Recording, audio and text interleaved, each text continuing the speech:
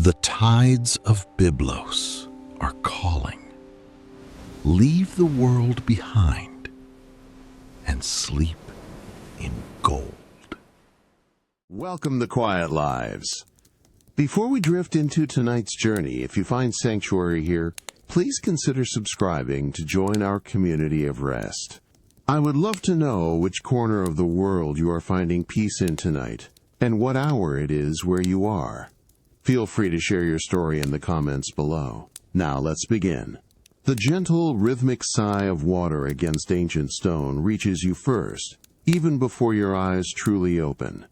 It is the soft, consistent breath of the Mediterranean, greeting the nascent dawn just beyond your private villa in Byblos.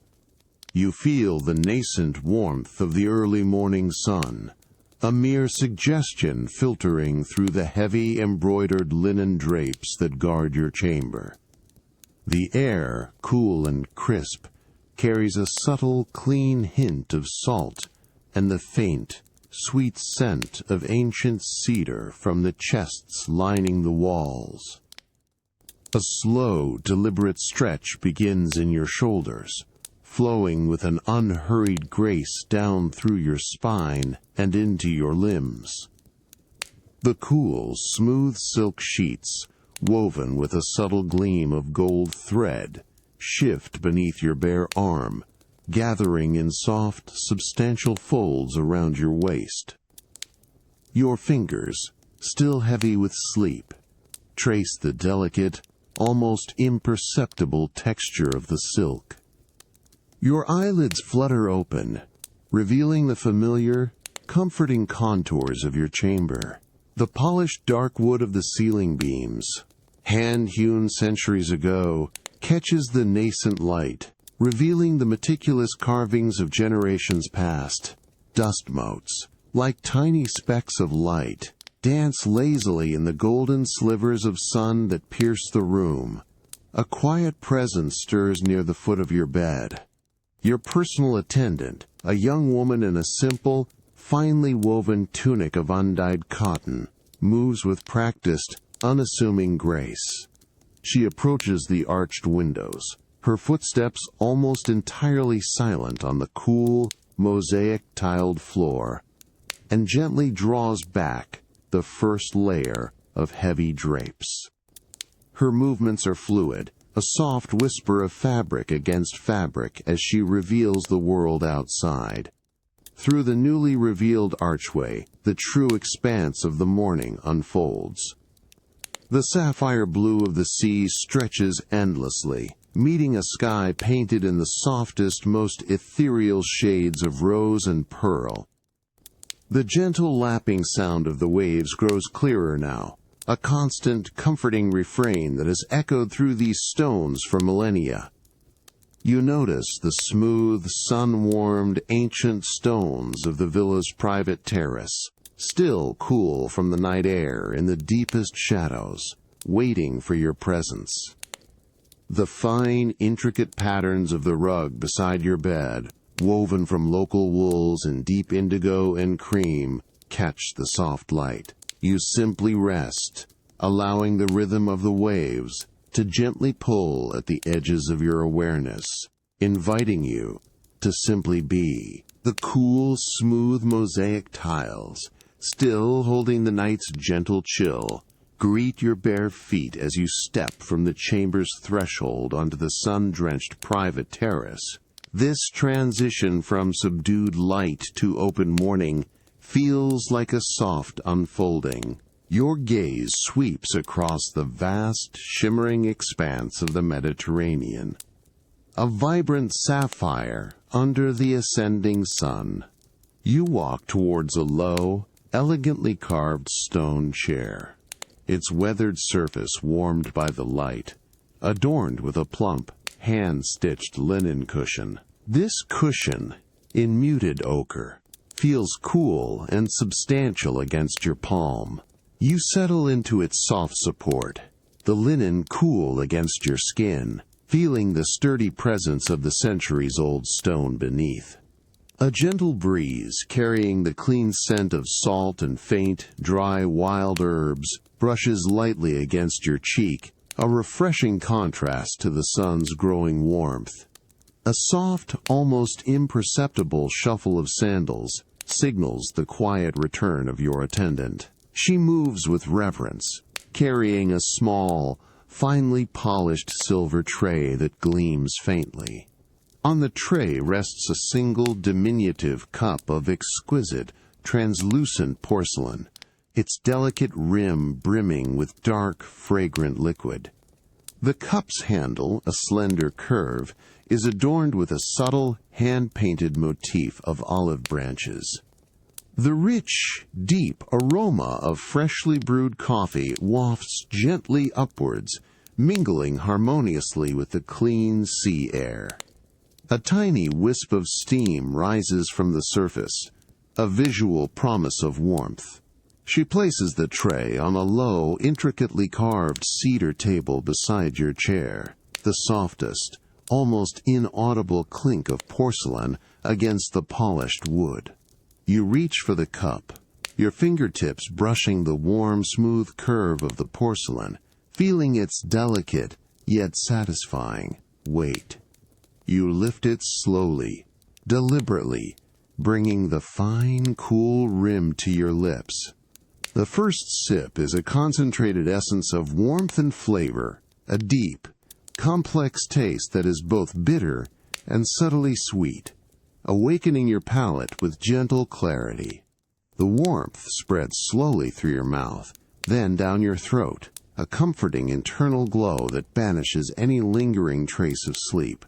You feel the fine, imperceptible smoothness of the ceramic against your lip, a testament to the artisan's meticulous skill. You hold the cup, letting its comforting warmth infuse your hands, and allow your gaze to drift effortlessly over the vast, shimmering surface of the sea. The rhythmic sound of the waves, a constant, ancient lullaby against the shore, fills the air, punctuated only by the distant, lazy cry of a gull circling high above. Further out, a small, dark fishing boat makes its slow, steady journey across the water, its engine a faint, almost inaudible hum.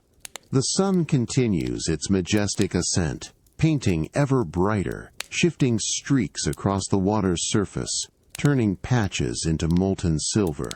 You notice how the ancient, sun-warmed stone walls of the terrace seem to breathe with the day, holding silent stories of countless similar dawns, each one unfolding with unhurried grace.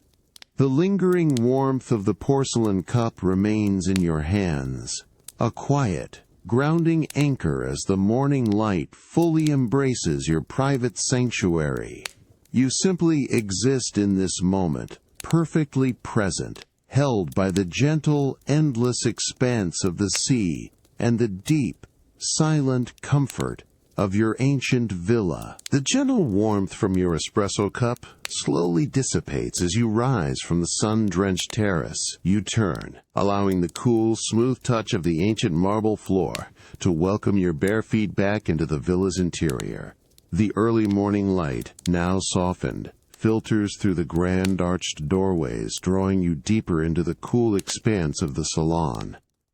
The transition from the bright open air of the terrace to the grand salon is a gentle descent into a realm of serene shadow and cool, quiet air. Your footsteps, almost soundless, echo softly on the expansive stretches of polished white marble, a subtle click-clack that is barely audible in the vast space. The scent of salt from the sea slowly gives way to an older, deeper aroma within the villa, a faint, sweet musk of aged cedar, and perhaps the ghost of incense from centuries past. The air itself feels different here, held and still, a constant, refreshing coolness that soothes the skin after the sun's embrace. You pause at the threshold, your eyes adjusting to the deeper, richer hues of the interior. Before you, the grand salon unfolds with an understated majesty. Massive archways, carved from local limestone, support the soaring, vaulted ceiling, where faint traces of ancient frescoes depict scenes of leisurely life and mythical creatures. The sheer scale of the room is softened by the exquisite details. Sunlight, now a gentle, diffused glow, spills through tall, narrow windows set high in the walls, illuminating dust motes that drift in lazy golden currents through the quiet air. Your gaze travels across the polished marble, noting the subtle veins of gray and rose that swirl through the cool white stone, each a unique, natural calligraphy. The silence here is profound, broken only by the distant, muted whisper of the sea and the occasional, almost imperceptible creak of ancient timbers settling deeper into their long rest. In the center of the vast space, a collection of low, broad divans, upholstered in heavy, unbleached linen, are arranged around a large, circular table of dark, polished cedar. The table's surface, smooth and cool to the touch, reflects the faint ceiling frescoes, like a still pool. You approach one of the divans, your fingers tracing the robust, hand-carved details of its wooden frame, feeling the slight indentations where artisans' tools once shaped the dense material. The linen fabric, coarse yet soft, breathes a subtle, earthy scent. On the cedar table, a heavy, shallow bowl of hammered bronze holds a scattering of dried rose petals, their delicate, papery texture a contrast to the metal, releasing a faint, sweet, dry perfume as you lean closer. A soft, rhythmic swish of a brush against stone draws your attention to the far end of the salon. Another attendant, older and moving with deliberate slowness, is carefully sweeping the mosaic floor near a large, intricately patterned rug. Her movements are quiet, unobtrusive, the rhythmic whisper of the broom, a soft counterpoint to the villa's deep stillness. She does not look up, maintaining the serene solitude of the moment, a silent guardian of the villa's pristine calm. The air, undisturbed by any rush, carries only the faintest hint of the clean, dry scent of the broom's natural bristles. You observe her quiet dedication, a part of the villa's timeless rhythm. You continue your slow, unhurried drift through the grand salon, allowing your senses to absorb each detail. The cool air wraps around you like a soft, invisible garment. You pass a tall, slender amphora, crafted from dark, unglazed clay, standing sentinel in a shadowed alcove. Your fingertips brush lightly against its rough, porous surface, feeling the ancient dust that has settled into its grooves. The quality of light shifts subtly as you move, from the soft glow near the windows to the deeper, cooler shadows that cling to the furthest corners of the room. The quiet hum of the grand salon, a blend of distant waves and ancient stillness, guides you towards a subtle shift in the air. A faint, earthy fragrance of freshly baked bread, warm and inviting, begins to mingle with the cool, cedared air, drawing you gently towards an adjoining, sunnier alcove. You follow the scent, stepping through a wide, unadorned archway that frames a transition into a smaller, brightly lit morning room. The cool marble underfoot here carries warmer, intricate patterns of local stone, reflecting the soft, golden light that streams in from a series of high, narrow windows set into the thick walls. A long, low table, crafted from pale, smooth olive wood, its surface exceptionally refined beneath your tentative gaze, dominates the center, already a serene canvas of careful arrangement. You notice the faint, swirling grain of the ancient timber, a testament to its long life. Two attendants, their movements synchronized and silent, are already at work. Their hands, nimble and precise, arrange delicate items. One gently places small, hand-thrown ceramic bowls onto woven rush mats, the soft thud barely registering, while the other carefully polishes a silver jug with a soft, thick linen cloth, creating a barely audible whisper of fabric against metal. The air around them is focused, yet entirely serene, punctuated only by these gentle, purposeful sounds. Your gaze settles on a large, shallow platter of polished dark wood, where a vibrant array of the freshest fruits is being meticulously prepared. Firm purple figs, still cool and almost dewy from the morning chill, are halved with a small sharp bronze knife, revealing their deep ruby red flesh and a delicate scattering of tiny crunchy seeds within. The knife makes a soft, clean slice through the yielding fruit, a gentle sound that almost melts into the room's pervasive quiet. Clusters of verdant green grapes, plump and glistening with morning moisture, are carefully separated from their sturdy stems, each tiny sphere a perfect, sweet miniature.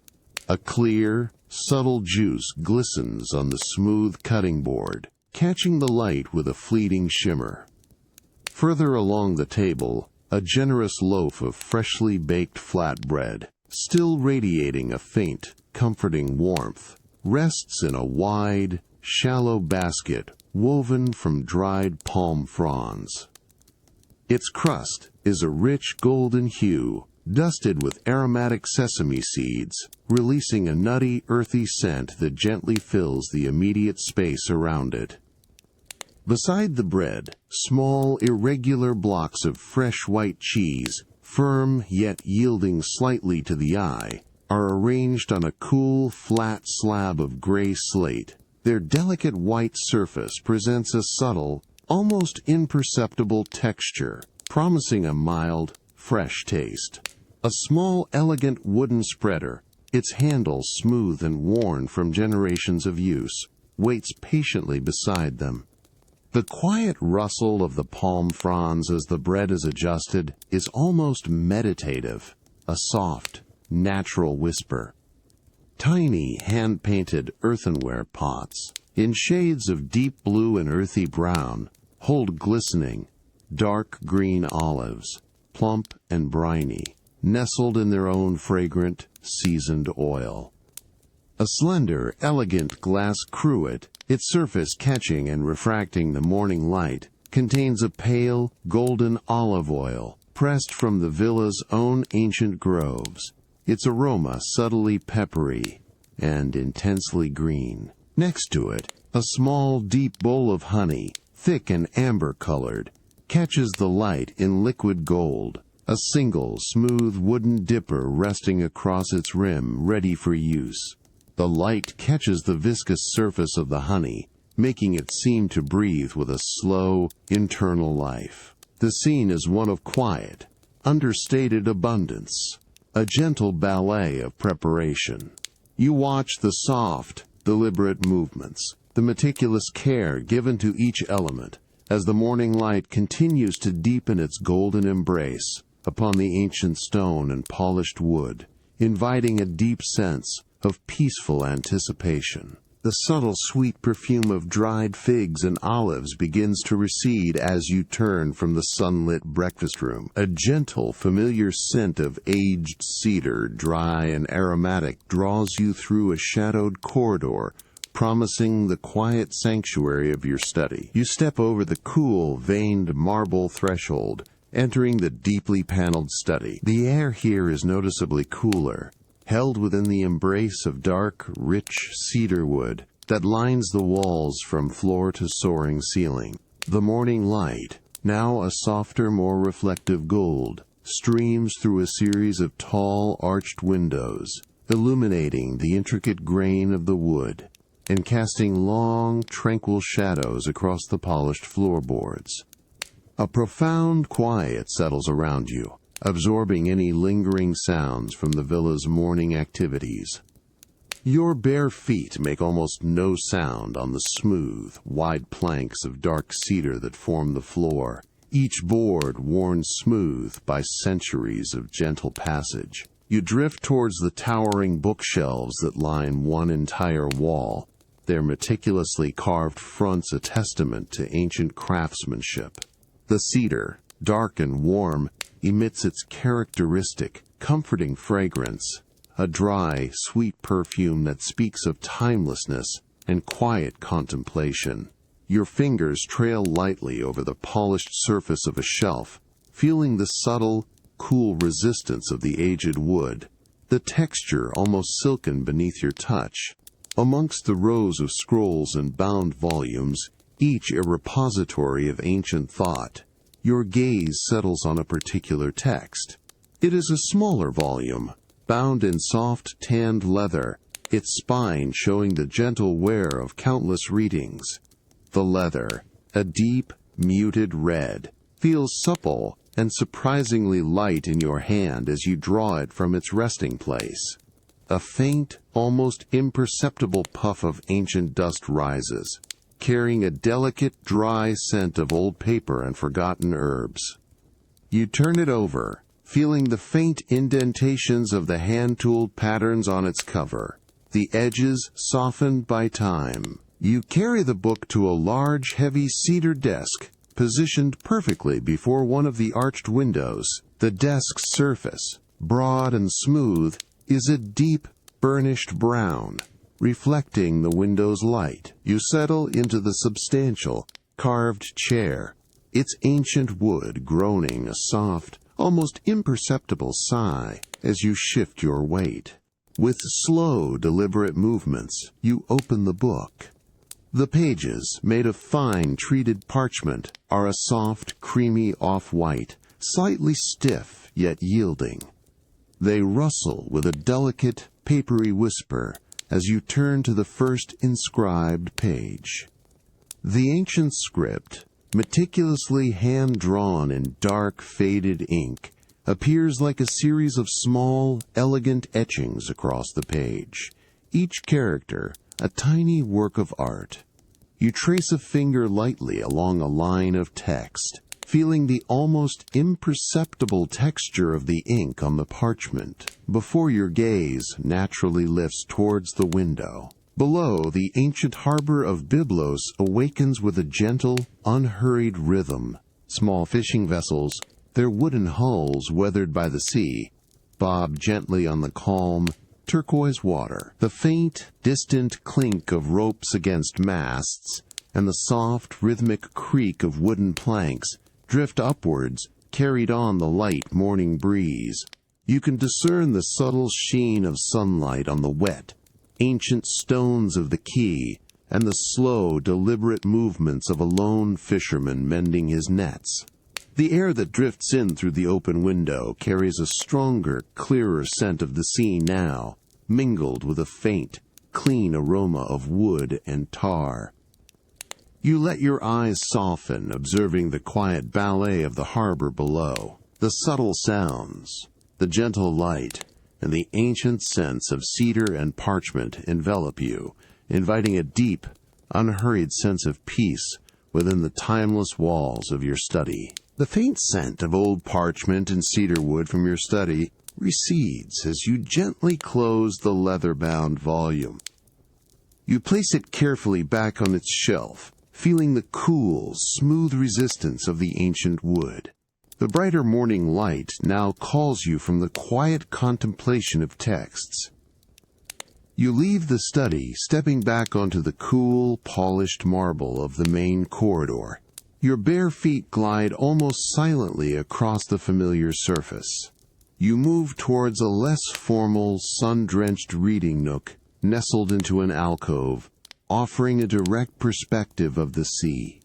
The air gradually warms, carrying a clearer, fresher scent of salt and sun-baked stone.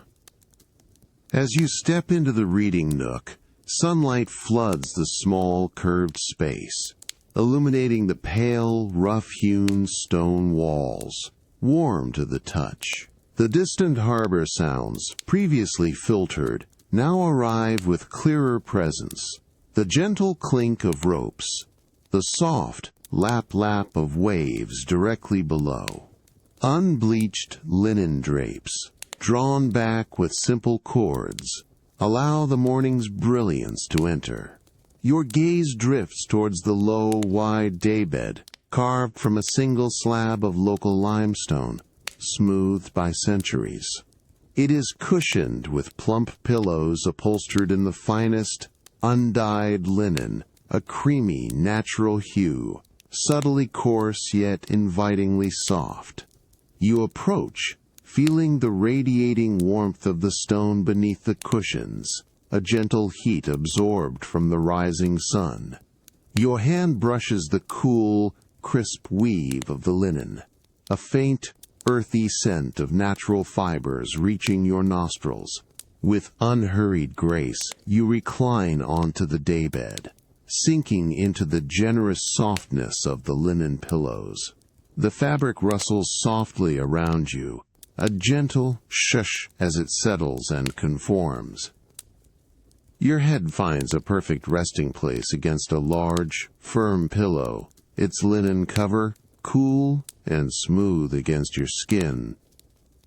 You stretch out, feeling the full length of the stone beneath, its ancient, grounded presence, a subtle support.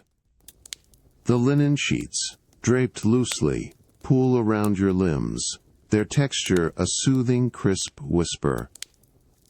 From this vantage point, the sea unfurls before you in an unbroken panorama. The water, a brilliant, clear turquoise close to the shore, deepens to a rich sapphire further out. The rhythmic sound of the waves, a continuous, undulating sigh, washes over you, a constant, comforting presence. You observe a single, white-sailed boat, small and distant, gliding slowly across the horizon, leaving a faint, silvery wake. The sun, now higher, casts dancing reflections across the ceiling, shimmering patterns of light that move with the subtle sway of the water. The air, warm and gentle, carries the pure, clean essence of the open sea. You close your eyes for a moment, letting the warmth of the sun on your face, the soft rustle of the linen, and the endless whisper of the waves envelop you. The world outside feels distant, a gentle hum against the deep, quiet peace of your private sanctuary. The subtle warmth of the stone radiates a comforting, steady heat. The quiet elegance of the nook, with its simple, rich materials and direct communion with the sea, cradles you in a soft embrace. You simply rest, allowing the rhythmic sound of the water to wash over your senses, a timeless lullaby. The soft, reassuring rustle of the linen on the daybed slowly fades as you push yourself gently upright. The warmth of the sun on your skin, previously diffused, now feels more direct, a clear invitation from the mid-morning sky. You rise from the daybed, the cool limestone beneath the cushions now a gentle memory against your legs. Your bare feet once again meet the smooth, cool marble of the villa's interior, carrying you with unhurried steps. The path leads you through an open archway, where the light intensifies, guiding you instinctively towards the outer reaches of your private domain. The air here, on this elevated terrace, is a delightful blend of sun-warmed stone and the crisp, invigorating breath of the open sea, a subtle, constant breeze, rustling invisible leaves. Before you, a magnificent basin of polished, pale limestone stretches, its surface a flawless mirror, reflecting the boundless blue of the sky. This is your private infinity pool, designed centuries ago to merge visually with the horizon, creating an illusion of endless water. And the water itself, pristine and utterly clear, shimmers with 1,000 tiny diamonds as the sun catches its surface. You approach the edge, feeling the smooth, slightly textured warmth of the wide stone coping beneath your fingertips. A faint, clean scent, like fresh rain on stone, rises from the water, hinting at its pure, natural source. The gentle lap of the water against the unseen edge, where it spills over into a hidden channel, is almost indistinguishable from the distant sound of the sea below. You pause at the very edge, allowing the sun to warm your skin for a final moment.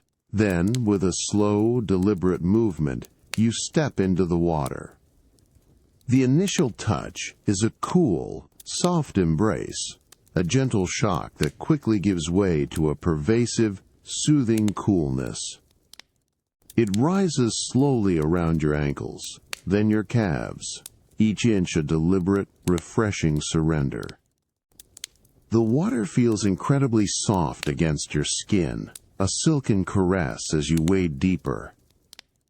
A tiny ripple expands outwards from your entry point, creating miniature, ephemeral patterns on the surface.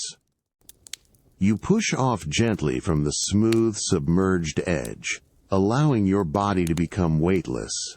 The water supports you completely, a buoyant, cradling force. You float effortlessly, your ears just below the surface, muting the sounds of the world to a soft, distant murmur. Above, the sky is an unbroken expanse of brilliant blue, and the edge of the pool seems to vanish, merging seamlessly with the vast, shimmering expanse of the Mediterranean. It is as if you are suspended between two heavens, one above, one reflected below. The gentle current of the water, almost imperceptible, carries you in the slightest, most subtle sway. Your gaze softens, blurring the line where the pool's edge meets the sea, where the sea meets the sky. It is a perfect, unbroken horizon, a canvas of blues. The warmth of the sun still reaches you, even through the cool water, a pleasant contrast that creates a deep sense of equilibrium. You can feel the slight movement of the water against your skin, a continuous soothing whisper of liquid. The occasional, almost imperceptible splash of water overflowing the pool's unseen edge adds a soft, rhythmic background sound, a gentle reminder of the masterful design. Tiny, almost invisible air bubbles released from the heated stone drift lazily upwards, shimmering silver as they break the surface with a barely audible pop. You remain suspended in this liquid embrace, the boundary between you and the endless blue dissolving into pure sensation. The sun's warmth, the water's cool, and the vast, merging horizon invite a deep, quiet release, an effortless surrender to the moment. The cool liquid embrace of the infinity pool gently releases you as you push off from its smooth, submerged edge. A final, soft ripple spreads across the water's surface from your movement. You ascend slowly, allowing the water to drain from your skin in rivulets, each drop catching the bright mid-morning sun like a tiny, fleeting jewel. Your bare feet find the wide, impeccably smooth limestone coping that frames the pool, its surface radiating a profound, comforting warmth. The rough-hewn texture of the sun-baked stone feels immensely grounding after the water's slickness, a gentle contrast that signals your return to the dry air. A faint, clean scent of heated rock, almost mineral-like, rises around you, mingling with the last lingering traces of pure, cool water on your skin. With unhurried steps, you move towards a low, wide lounge, positioned perfectly to capture the full warmth of the sun. It is carved from the same pale, ancient limestone as the villa itself, its broad surface meticulously smoothed over generations of use. A thick, hand-woven mat, crafted from dried river reeds in subtle, earthy tones, rests upon it, offering a natural, textured softness. The air, now warmer and drier, begins to evaporate the remaining water droplets from your skin, creating a sensation of gentle coolness that quickly gives way to the sun's pervasive heat. You recline onto the lounge, feeling the immediate, deep warmth of the stone seep into your muscles, a pervasive, comforting heat that seems to penetrate and relax every fiber of your being. The woven reed mat, resilient yet yielding, cradles your form, its dry, subtly scratchy texture, a pleasant counterpoint to the smoothness of the stone.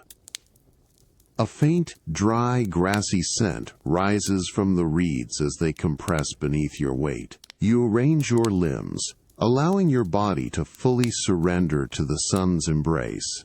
The warmth, a constant, gentle pressure on your shoulders and chest. Your eyes, shielded by the natural shade of your brow, drift effortlessly across the expansive vista. The infinity pool's edge still appears to melt into the deep, shimmering azure of the Mediterranean, the line between crafted beauty and boundless nature utterly dissolved. Above, the sky remains an unbroken, brilliant blue, devoid of even the smallest cloud. The rhythmic, distant lap-lap of the actual sea against the rocks below is a constant, soothing soundtrack, a whisper carried on the light, warm breeze. You can discern the subtle sheen of light on the water's surface, 1,000 tiny, shifting reflections that dance with a hypnotic rhythm. A quiet presence approaches from behind. Your attendant, moving with her characteristic silent grace, places a small, cool clay jug and a matching cup on a low, unadorned stone table beside your lounge. The soft thud pendant and shot of the jug on the stone is barely audible. The jug feels cool and slightly porous to the touch, and a faint, sweet scent of fresh, clear water emanates from its open mouth. She departs as silently as she arrived, leaving you in the profound, undisturbed peace of the moment. The sun continues its slow, majestic arc across the sky, its warmth a steady, enveloping presence. You feel the gentle evaporation of the last water droplets from your skin, leaving behind a subtle, dry coolness. The rhythmic whisper of the distant waves, the constant warmth of the sun-baked stone, and the vast, peaceful expanse of the sea invite a deep, unhurried rest. The deep warmth of the sun-baked limestone lounge slowly begins to ebb from your skin, a subtle, cool whisper in the air, drawing your thoughts inward. You push gently upright, the woven reed mat rustling softly beneath you, a dry, hushed sound in the profound quiet of the poolside terrace. Your bare feet find the familiar warm limestone, then the cooler veined marble of an interior passage you haven't yet explored this morning. Each unhurried step is almost soundless on the ancient stone. Dappled light filters through narrow apertures, painting shifting patterns on the floor, while a faint earthy scent begins to emerge, perhaps damp stone or unseen foliage. The distant lap-lap of waves fades, replaced by the villa's deep internal stillness as you move deeper into its cool embrace.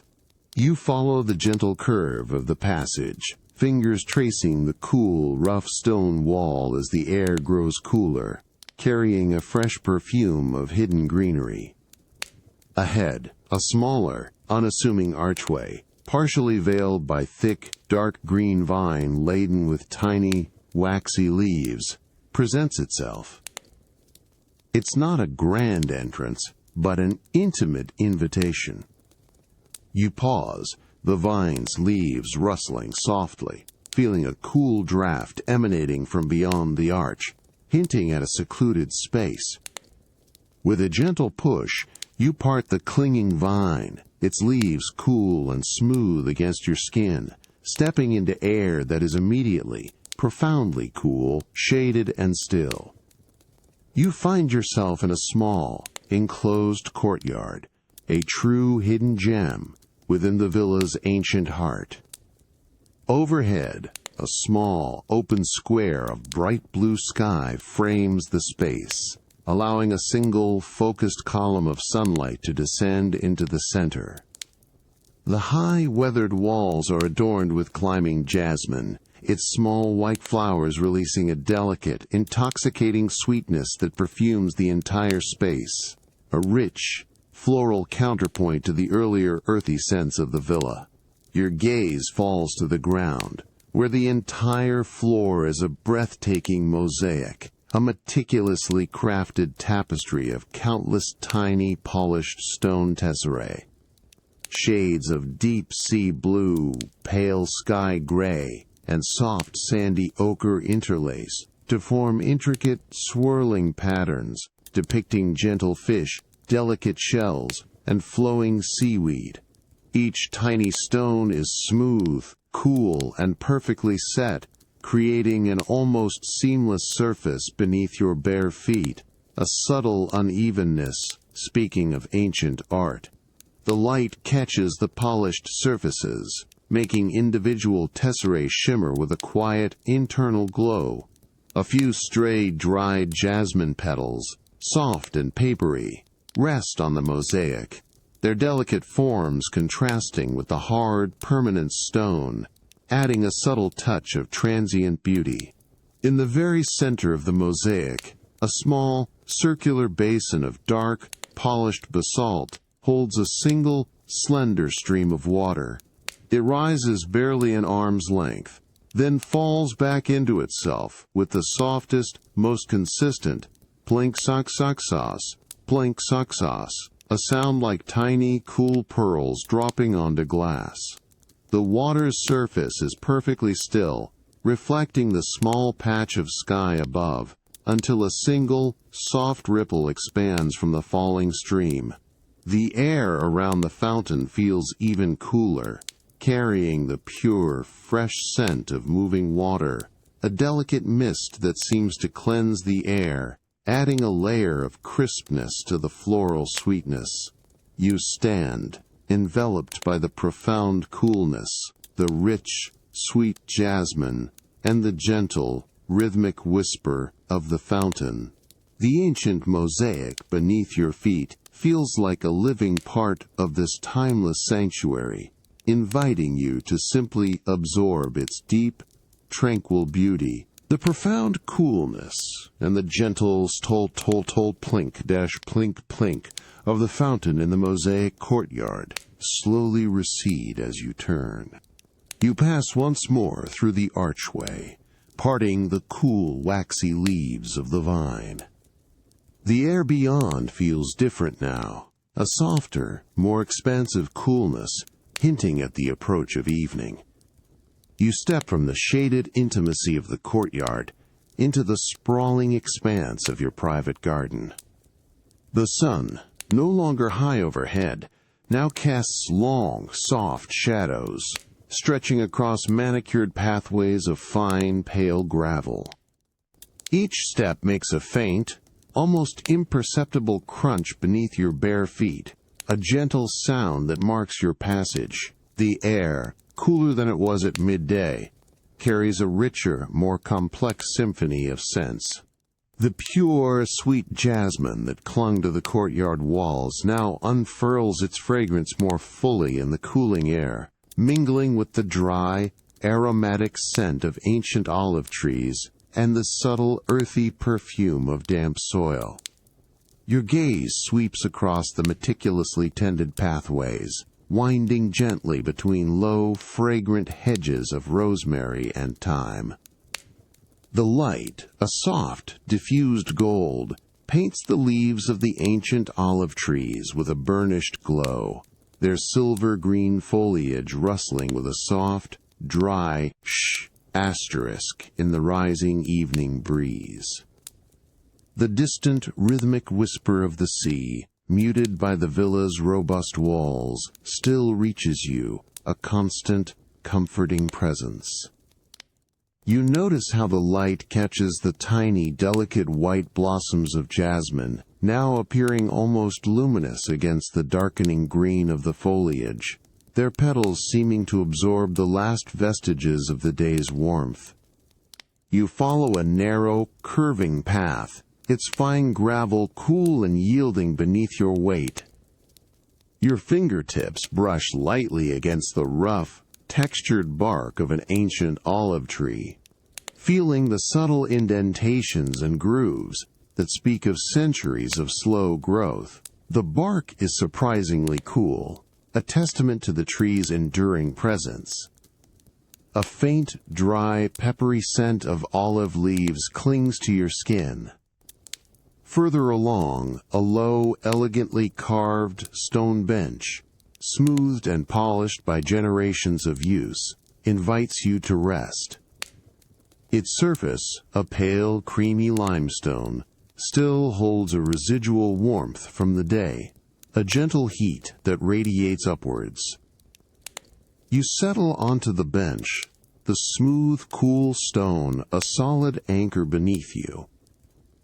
A quiet sigh escapes you as you recline slightly, allowing the garden's evening tranquility to envelop you completely.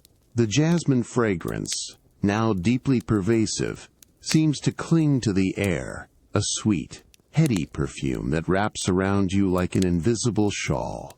You close your eyes for a moment, simply breathing in the rich, intoxicating scent, letting it fill your lungs and calm your thoughts.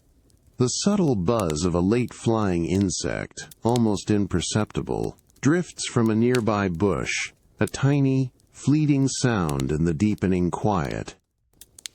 As your eyes gently open, the sky above has begun its slow transformation.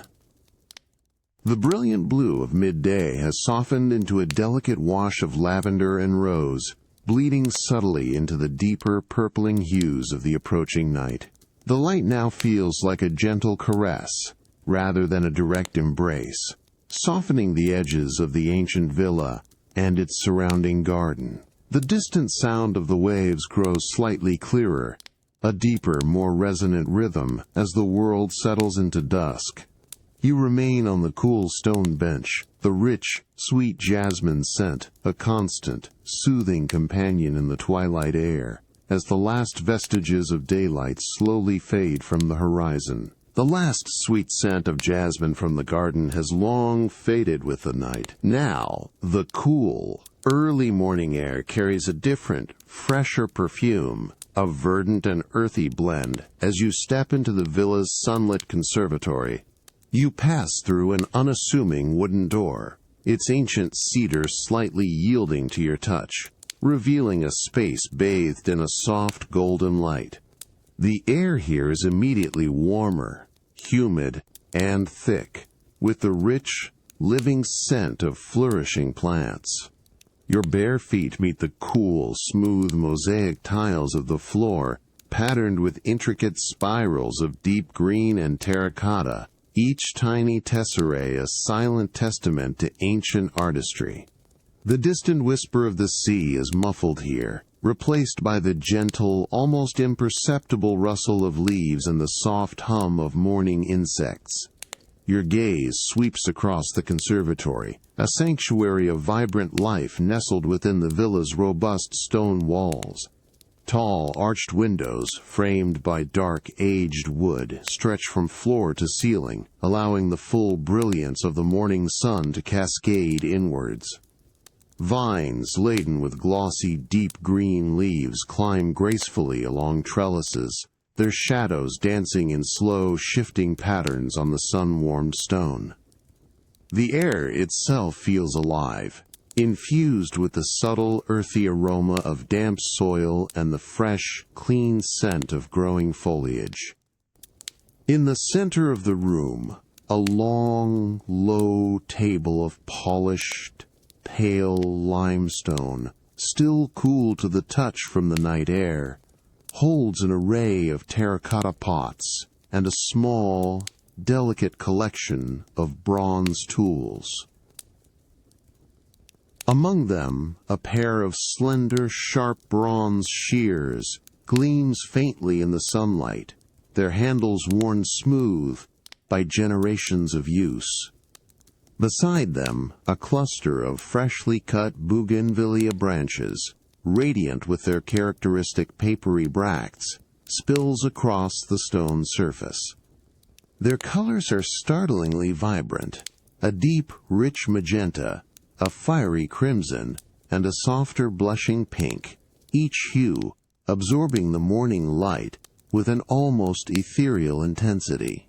You approach the table, your fingers tracing the cool, smooth surface of the limestone, feeling its subtle, natural imperfections. You reach for a particularly striking branch of magenta bougainvillea. Your fingertips brush against the delicate, almost translucent texture of its petals, remarkably thin yet resilient. The slender stem, surprisingly firm, offers a slight resistance as you lift it. A few tiny, almost invisible thorns prickle gently, a subtle reminder of the plant's wild nature, but not enough to cause discomfort. A faint, earthy green scent, subtly floral, emanates from the freshly cut stem. On the far end of the table, a clear, hand-blown glass amphora, its surface perfectly smooth and cool, awaits. It is already filled with cool, fresh water, its clarity catching and refracting the sunlight into dancing prisms. You carefully select another branch, this one a soft, blushing pink, its petals a softer, more ethereal shade. You bring the two branches together, considering their form and balance. With a soft, precise snip of the bronze shears, a sound like dry twigs breaking, you trim a stray leaf, allowing it to fall silently onto the limestone. You gently lower the trimmed bougainvillea branches into the cool water of the glass amphora. The stems make a barely audible clink against the clear glass as they settle, then a soft, hollow plop as they submerge. The vibrant colors of the petals seem to intensify as they drink in the light, casting delicate, shifting shadows onto the polished table. The clear water magnifies the intricate structure of the stems, revealing tiny air bubbles rising slowly to the surface. You stand back, observing the arrangement. The conservatory, with its living green and bursts of vibrant color, feels like a quiet celebration of nature's artistry. The air, warm and fragrant with the delicate sweetness of bougainvillea and the deeper earthy notes of the plants, settles around you. The vibrant hues of the bougainvillea, now elegantly arranged in the conservatory, still linger in your senses, a sweet, floral memory. You turn from the sun-drenched space, the warmth of the humid air slowly giving way to the villa's deeper, internal coolness, as you seek a different kind of refreshment. You move with unhurried steps through a narrow, arched passage, the cool, polished marble underfoot a familiar comfort. The light here is softer, diffused, a gentle transition from the conservatory's brilliance. The subtle, earthy scent of damp stone, characteristic of the villa's deeper corridors, replaces the floral perfume. You follow this quiet path, the only sound your almost silent footsteps, drawing you towards a cooler, more secluded corner of the villa. Ahead, a small recessed alcove, bathed in a soft, indirect light, reveals itself. Within it, on a low, smooth table of dark, polished basalt, rests a truly exquisite crystal carafe. Its form is elegant, with delicate, hand-cut facets that catch and refract the subdued light into tiny, dancing prisms. The crystal itself feels cool to the touch, its weight substantial and reassuring. Beside it, a tall, slender silver ewer, its surface gleaming with a muted, ancient luster, stands sentinel. Its metal is visibly chilled, tiny beads of condensation clinging to its polished sides, promising a profound coolness within. The faint, clean scent of pure, cold water seems to emanate from the ewer, a subtle invitation. You reach for the silver ewer, your fingers brushing against its cool, smooth metal. The chill instantly transfers to your skin, a refreshing sensation that spreads slowly through your hand. The ewer is surprisingly heavy, a testament to its solid craftsmanship, yet perfectly balanced in your grip. You lift it with a deliberate, unhurried motion, bringing its elegant spout over the opening of the crystal carafe. The crystal, clear and waiting, seems to hum with silent anticipation. A delicate, almost imperceptible glug begins as the first cool droplets of water emerge from the ewer's spout. Then, a steady, unbroken stream of crystal-clear water pours forth, a continuous, shimmering cascade. The sound is a soft, melodic, a gentle liquid whisper as the water fills the carafe. Each facet of the crystal catches the flowing water, transforming it into 1,000 tiny sparkling diamonds, dancing and shifting with the rising liquid. You watch as the water level climbs, slowly, steadily, within the intricate patterns of the cut glass. The carafe, initially cool, grows colder in your hand, its weight increasing with each passing moment, a tangible sense of refreshment building. The air around the carafe seems to cool subtly, carrying a crisp, pure aroma of fresh, mountain-fed water. The pouring continues, a calm, unbroken rhythm, until the water reaches just below the carafe's elegant rim. The final plink of a stray drop hitting the surface is almost imperceptible. You gently lower the silver ewer, its work complete, placing it back onto the cool basalt table with a soft, solid note a third. The crystal carafe, now full and heavy, radiates a profound, inviting coolness. Tiny beads of condensation begin to form on its outer surface, tracing delicate, shimmering patterns on the crystalline form, a visible promise of deep refreshment. You pause, observing the carafe, its filled form now a still, sparkling column of light. The cool, quiet air of the alcove, the gentle sheen of the crystal, and the silent promise of refreshment invite a deep, unhurried sense of peace. The cool, pure sensation of the chilled water from the crystal carafe still lingers on your tongue as you turn from the alcove. A faint, metallic scent, subtly earthy, now draws your attention deeper into the villa, towards the quiet grandeur of the dining salon. You step from the cool, shadowed passage onto the expansive, polished marble floor of the dining salon. The light here is brighter, a softer, diffused gold from the high, arched windows that overlook a quieter, more secluded side garden. The air is still and cool, carrying a subtle, almost imperceptible scent of aged wood, and the faint, sweet memory of dried flowers. Your bare feet glide almost silently across the smooth, cool stone, each step a deliberate, unhurried movement in the profound quiet. Your gaze settles upon a long, heavy sideboard, crafted from dark, intricately carved walnut, its surface gleaming with a deep, rich patina. Arranged upon it, on a spread of soft, unbleached linen cloths, is a collection of antique silver. Each piece, from slender serving spoons to ornate goblets, carries the dull, soft sheen of time, a subtle tarnish that speaks of generations of quiet use.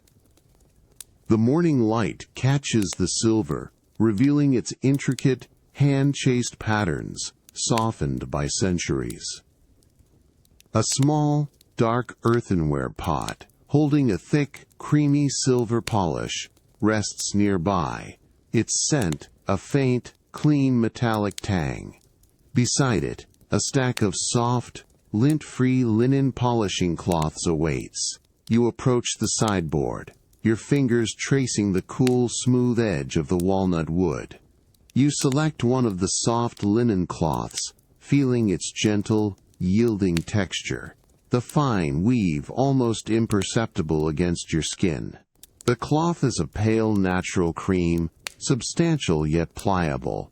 You pick up a small, ornate serving spoon, its handle intricately twisted, feeling its cool, surprisingly solid weight in your palm. The silver, though slightly dulled, feels smooth and cool, a testament to its enduring quality. With a slow, deliberate movement, you open the earthenware pot of polish. The lid, made of smooth, unglazed clay, lifts with a soft, almost imperceptible plink as it separates from the pot. A faint, clean, slightly acrid scent of the polish wafts upwards, sharp, yet not unpleasant. You dip a corner of the soft linen cloth into the creamy substance, feeling its cool, slightly gritty texture against the fabric. Then, with gentle circular motions, you begin to rub the polish onto the surface of the antique spoon. The sound is a soft, rhythmic shush-shush-shush, the gentle friction of the cloth against the silver. As you work, the dull tarnish slowly begins to recede, revealing the true, brilliant luster of the metal beneath. The intricate patterns on the spoon's handle, previously obscured, now emerge with renewed clarity, catching the light with a soft, almost ethereal gleam.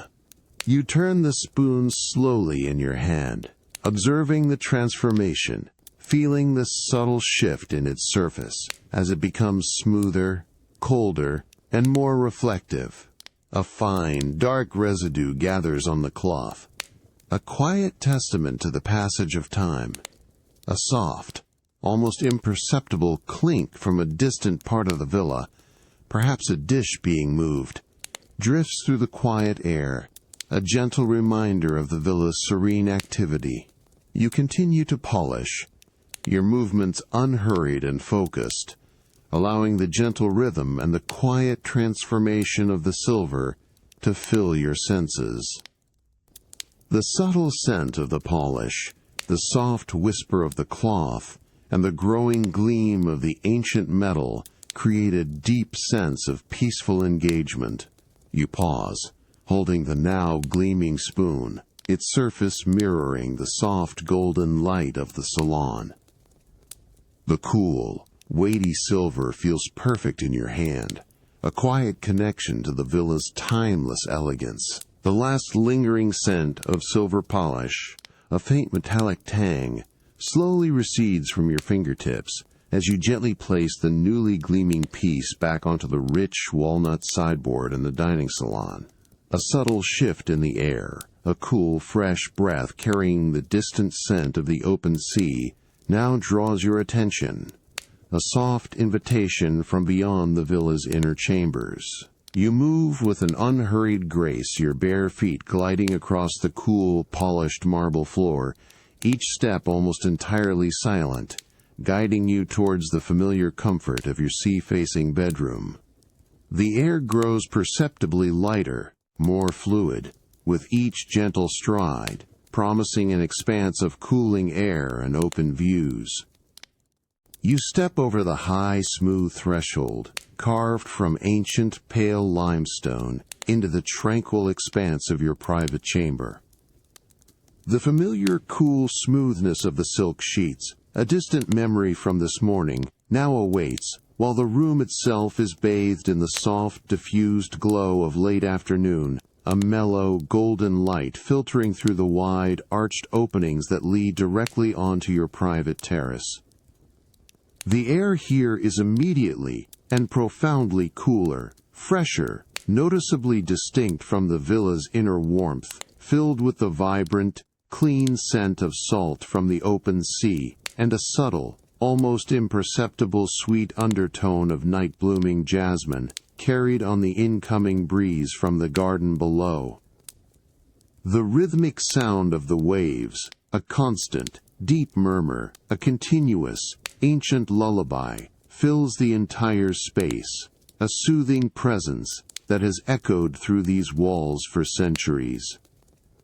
Your bare feet meet the cool, smooth mosaic tiles of the bedroom floor, each tiny, polished stone, a gentle texture underfoot, absorbing the day's heat and offering a refreshing coolness. Your gaze is drawn instinctively to the tall, magnificent arched windows, where the heavy, exquisitely embroidered linen drapes, once carefully drawn to protect from the midday sun, are now fully parted, allowing the late afternoon sea air to flow freely and unhindered into the chamber.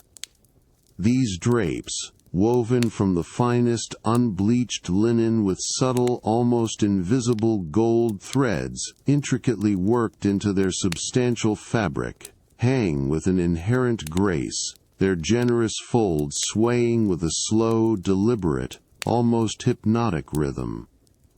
Each gentle, persistent push of the breeze from the sea sends them billowing softly inwards, creating vast, undulating waves of fabric that catch and diffuse the fading light, turning the linen into a living canvas of shifting hues.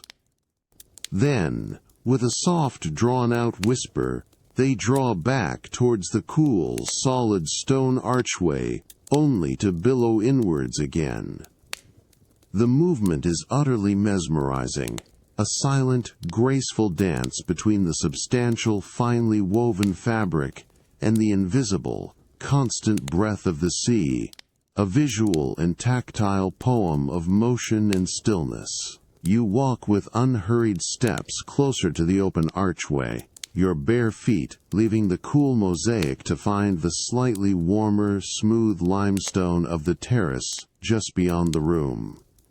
The breeze, now more pronounced and exhilarating, brushes with a cool, invigorating caress against your exposed skin, carrying the pure, untamed essence of the Mediterranean, a clean, wild perfume of salt and distant, unseen aquatic life. You lean gently against the cool, ancient stone frame of the arch, feeling its immemorial, solid presence, its surface slightly rough to the touch, grounding you in the villa's enduring history. You allow the persistent, gentle wind to subtly stir your hair, lifting individual strands with a feather-light touch. The rhythmic whoosh and soft thump of the billowing fabric as the curtains swell and recede becomes a central focus, a soft, constant, undulating pulse that mirrors your own slow, steady breath in the quiet, expansive room. The rhythmic sway of the linen drapes in your bedroom, a gentle, hypnotic ballet against the fading light, slowly gives way to a quiet thought. As the last vestiges of twilight deepen over the sea, a subtle chill begins to permeate the air, a cool invitation from the deeper, ancient heart of the villa. You rise from the comfortable chair, the soft wool of its cushions gently releasing you, your bare feet finding the cool, smooth mosaic tiles of the floor once more, the distant, continuous murmur of the waves, a familiar lullaby, now feels like a soft suggestion rather than a prominent presence. A desire for a particular, aged comfort, a warmth that only time can impart, begins to stir within you. You move with unhurried grace through the familiar corridors, leaving the expansive, cooling air of your chamber behind. The polished marble underfoot guides you, each step almost silent, deeper into the villa's embrace.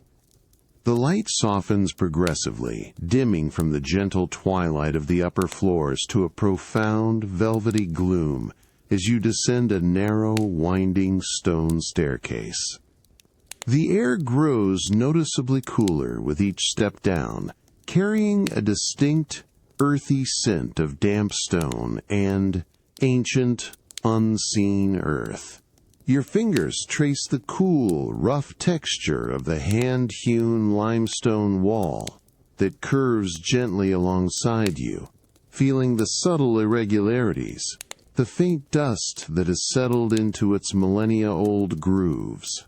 The only sound is the soft, almost imperceptible swish of your tunic against your legs, and the distant muted drip-drip of water, echoing from a hidden source deep within the villa's foundations. At the bottom of the stairs, a heavy, unadorned wooden door, its dark, weathered surface, scarred by time, stands before you. It is set into a deep, cool stone archway, almost blending seamlessly with the surrounding rock. You reach for the simple, weighty bronze handle, its cool metal smooth and substantial beneath your fingers. With a slow, deliberate pull, the door yields, opening inwards with a deep, resonant tessellise, a sound that seems to vibrate through the very stone of the villa. A wave of profoundly cool, still air, rich with the distinct, musty aroma of aged wood, damp earth, and the subtle, sweet tang of fermenting grapes, washes over you, enveloping you completely. You step across the rough, uneven stone threshold, entering the subterranean wine grotto. The space is vast, carved directly into the bedrock beneath the villa, and plunged into a perpetual, cool twilight. The air here is thick, still, and perfectly chilled, a constant, stable temperature that has cradled these precious vintages for centuries.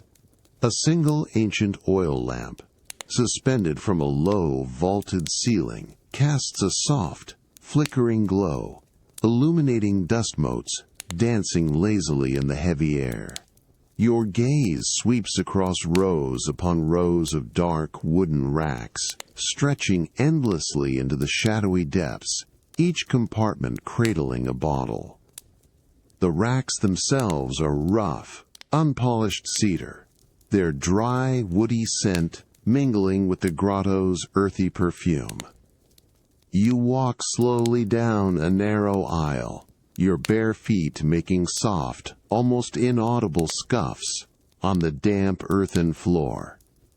You reach out, your fingers tracing the smooth, cool glass of a bottle, feeling the subtle curve of its shoulder, the raised texture of its ancient seal.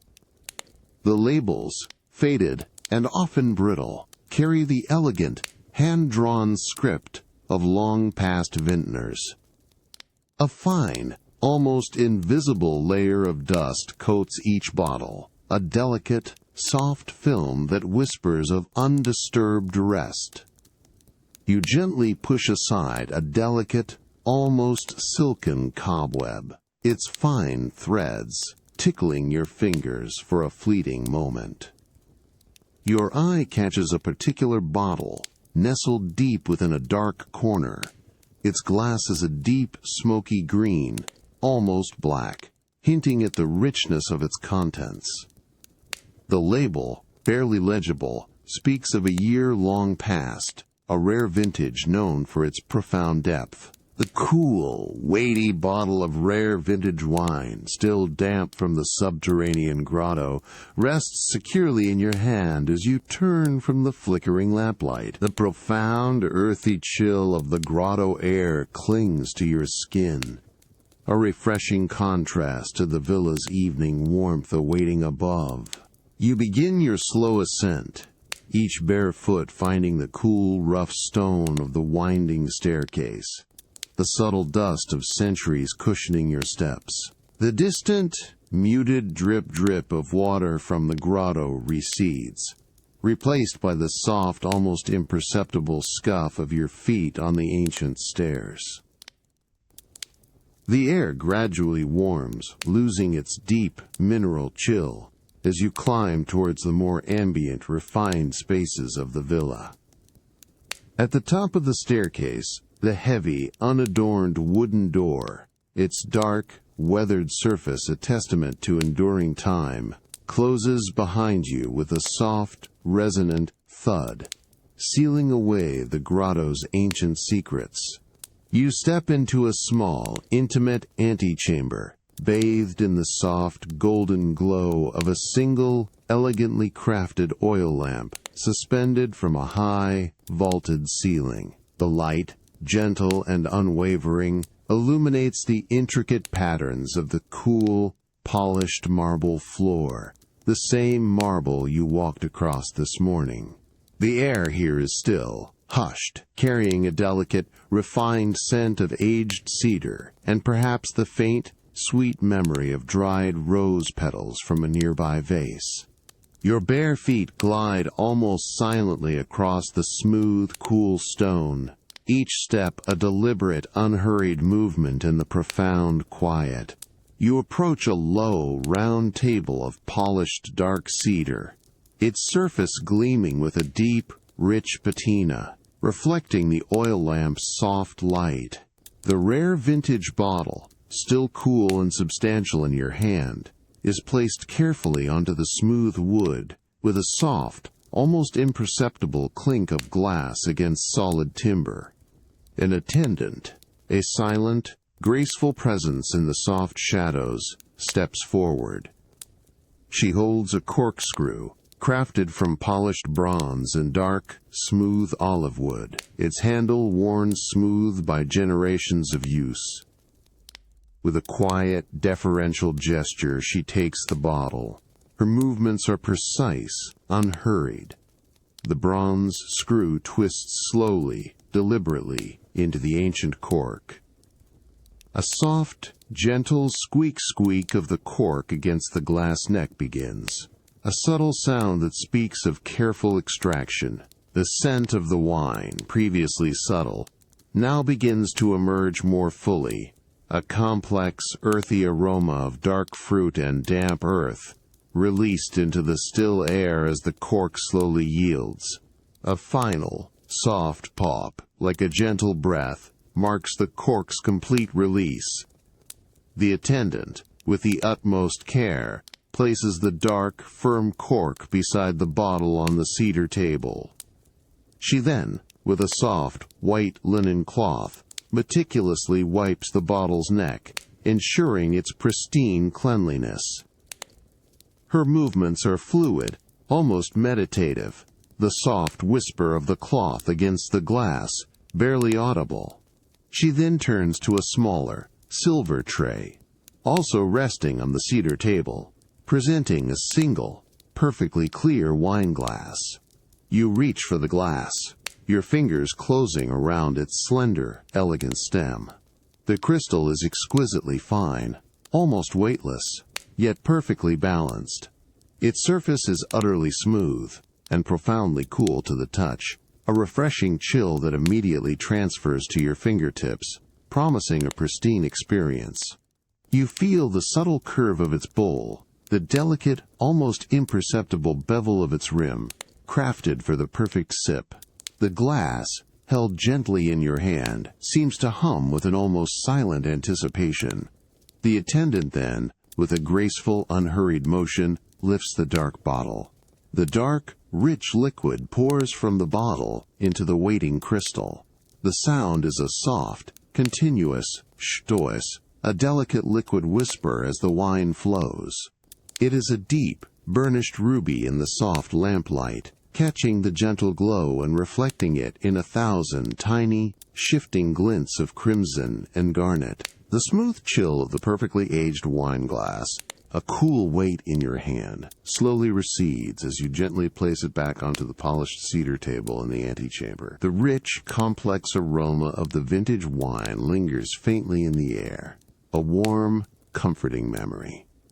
The subtle coolness of the evening air, carrying a fresh, earthy scent from the villa's expansive grounds, now beckons, inviting you to step beyond the quiet, lamplit interior.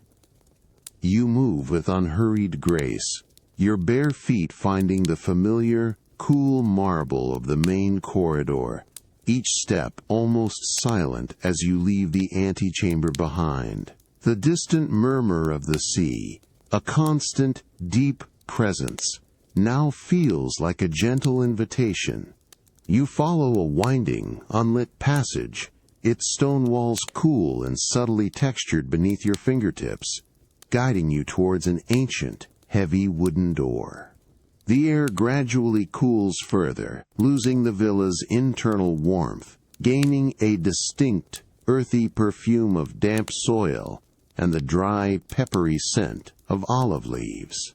The only sound is the soft, almost imperceptible swish of your tunic as you move.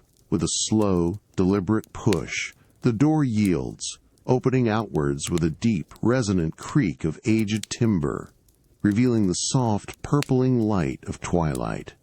A wave of cool, fragrant air, rich with the unmistakable aroma of the olive grove, washes over you, wrapping around your skin with a gentle, refreshing caress. You step across the rough, worn stone threshold, leaving the villa's ancient walls to enter the profound tranquility of your private olive grove. The ground beneath your bare feet is no longer smooth stone, but soft, cool earth, interspersed with tiny, smooth pebbles that offer a subtle, grounding texture. The light here is ethereal, a blend of the last vestiges of the day's golden glow and the emerging lavender hues of dusk, casting long, indistinct shadows that stretch between the gnarled, ancient trees. The air is still, almost heavy, with the unique, dry, slightly bitter green scent of olive leaves, mingled with the faint, sweet perfume of unseen night-blooming flowers carried on the barely perceptible breeze. You begin to walk, slowly, deliberately, between the rows of venerable olive trees.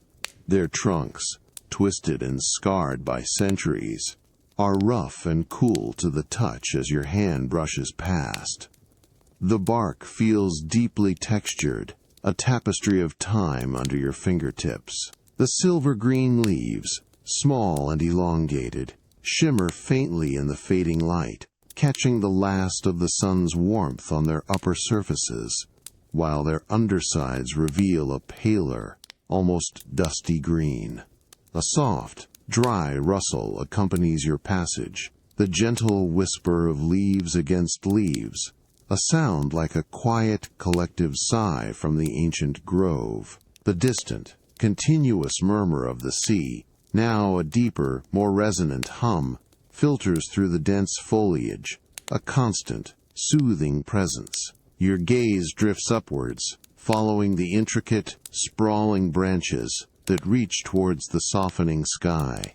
Small, unripe olives, still a vibrant green, cling stubbornly to their branches, their smooth, firm surfaces catching the fading light with a subtle sheen. You pause beneath a particularly old tree, its trunk massive and hollowed, a silent witness to countless centuries. The earth beneath your feet here feels softer, cushioned by layers of fallen leaves and tiny dry twigs that offer a delicate snap underfoot, a subtle, grounding sound. The air is slightly cooler in the deeper shadows beneath the tree, carrying a more concentrated, earthy scent of ancient wood and damp soil. A single small, almost invisible beetle taps softly against a leaf nearby, a tiny, fleeting sound in the profound quiet. You simply stand, enveloped by the cool, fragrant air of the grove, the ancient trees, silent sentinels around you. The soft, purpling twilight deepens, blurring the edges of the distant hills, inviting a quiet introspection. The profound stillness of the olive grove, thick with the dry, peppery scent of ancient leaves, begins to deepen as twilight settles. The cool earth beneath your bare feet, previously a gentle cushion, now feels distinctly cooler, a subtle invitation to linger. A faint, distant sound, almost imperceptible at first, drifts on a sudden, gentle updraft of air.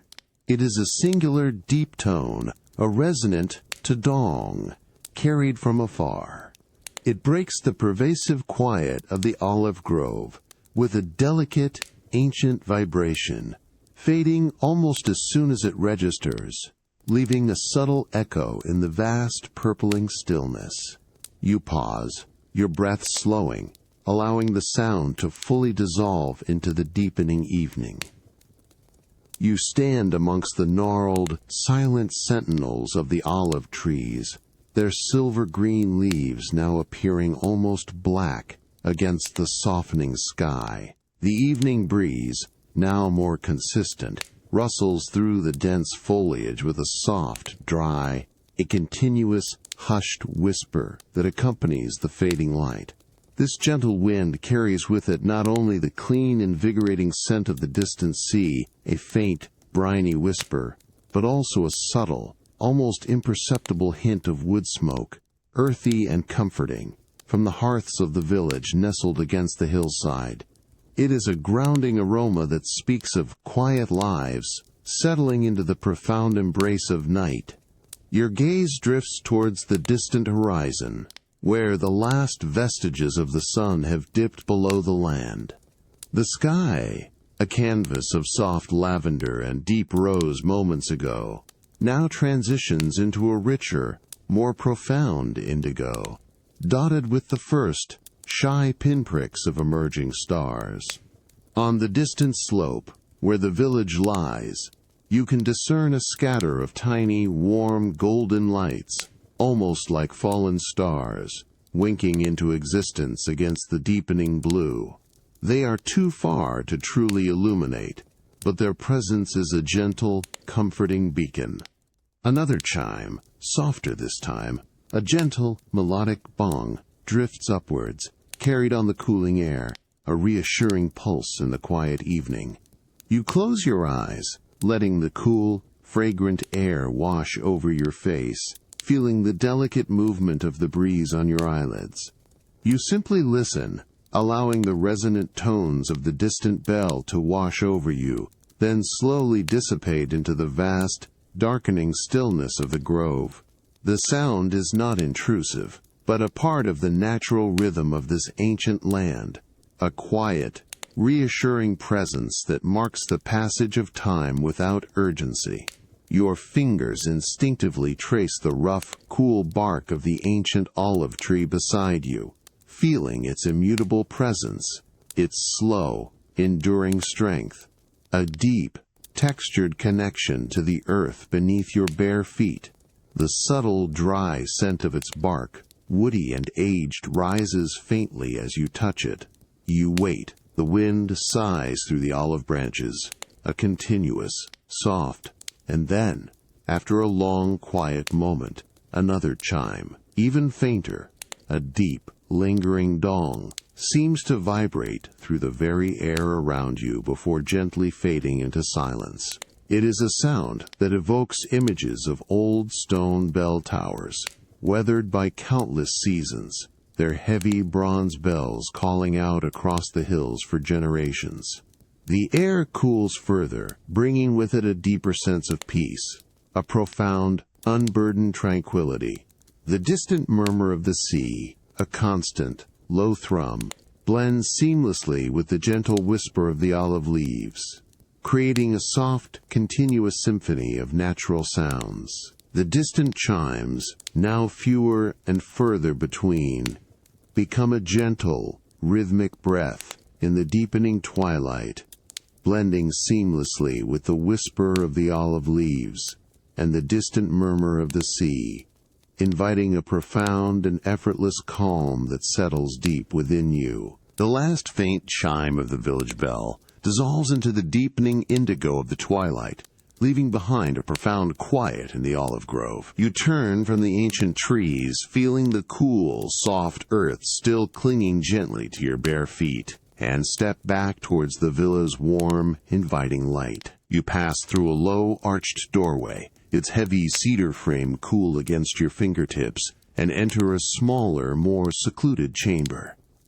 The air here is still and dry, imbued with a subtle, earthy scent of ancient clay and dust. a distinct departure from the fresh evening air outside. The room is softly illuminated by several tall, slender oil lamps, their steady, golden flames casting long, gentle shadows across the cool, polished limestone floor. Your bare feet glide almost silently across the smooth, creamy stone, a familiar comfort. Your gaze settles on a long, unadorned table, crafted from a single, massive slab of dark, smooth basalt, its surface gleaming with a deep, liquid sheen in the lamp's soft glow. Upon it, several shallow, wide wooden trays, lined with soft, undyed linen, hold a scattering of ancient pottery fragments. Each piece, irregular in shape and hue, represents a whisper from Byblos's millennia-old past. The basalt table radiates a profound coolness, a stark yet pleasing contrast to the ambient warmth of the room. You approach the table, your fingers tracing the cool, smooth edge of the basalt before reaching for a small, shallow cedar box. Its wood, dark and finely polished, is cool to the touch. With a slow, deliberate movement, you lift the lid, a faint, dry creak of old wood on old wood, releasing a subtle, earthy aroma of dried clay and dust.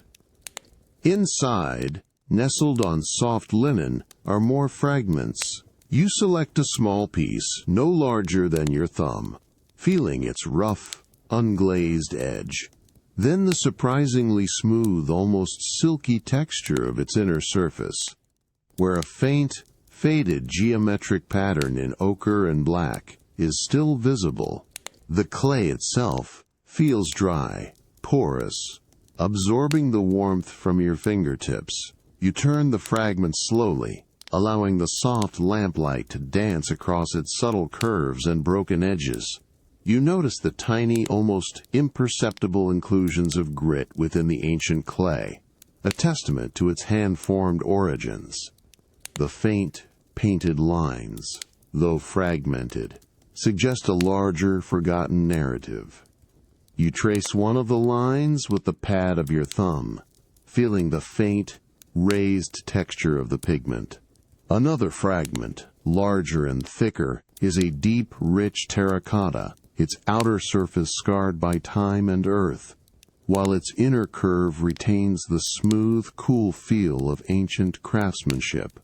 A soft, dry scuff as you gently reposition it on the linen. You carefully select a few more pieces, arranging them on a clean section of the linen-lined tray. Each fragment, unique in its break and its story, finds its place. A small, curved piece of rim, its edge smoothed by countless currents, rests beside a flat section adorned with a raised, almost tactile imprint of a forgotten symbol. The soft, hushed clink of two pieces touching is almost musical, a gentle echo of their past. The dry, earthy scent of the clay, subtle yet persistent, fills the air around your hands. The light from the oil lamps glimmers on the polished surfaces, revealing the subtle variations in color and texture. The quiet arrangement of these ancient fragments, each a silent whisper from Byblos's deep history, fills the room with a profound sense of continuity and peace. You stand, simply observing the delicate interplay of light and shadow on the unearthed pottery, feeling the deep, grounding connection to the hands that shaped them millennia ago. The quiet arrangement of ancient pottery fragments, each a silent whisper from Byblos's deep history, now rests peacefully on the dark basalt table. The subtle, earthy scent of ancient clay still lingers faintly in the air, a grounding presence. Your gaze, having absorbed the stories held within those broken pieces, now drifts to another object on the same cool, polished surface. A venerable, leather-bound journal, its presence an invitation to a different kind of quiet narrative. The soft, Golden light from the oil lamps continues to cast long, gentle shadows across the serene chamber, illuminating the subtle dust motes dancing in the still air. You reach for the journal, your fingers brushing lightly against its cover. The leather, a deep, muted brown, feels cool and remarkably smooth, softened by countless years of handling. It is thick, substantial, yet yields with a subtle flexibility beneath your touch, hinting at its age. A faint, dry, sweet scent of old leather and even older paper emanates from its worn surface, a delicate perfume of time and forgotten thoughts. The edges of the binding are softened, rounded, a testament to its long life and quiet use. You feel the faint raised texture of the hand-tooled patterns on its cover, almost imperceptible now, worn smooth by the passage of generations. The journal, surprisingly weighty, settles with a comforting solidity in your palm. With unhurried grace, you lift the journal from the cool basalt table. You bring it closer, feeling its quiet presence. Your thumb finds the slightly curved edge of the front cover. With a slow, deliberate motion, you gently lift the cover. It parts from the body of the book with a soft, dry creak, a sound like ancient wood shifting, barely audible in the profound quiet of the room. The inner surface of the cover, a paler, slightly rougher leather, reveals itself, hinting at the countless stories held within. The pages, a stack of creamy, aged parchment, lie still, waiting. You slowly turn the first page. It is a delicate act. Your fingertips brush the slightly rough, dry surface of the parchment, feeling its subtle resistance. The page separates from the next with a soft, papery whisper, a sound like dry leaves rustling in a gentle breeze.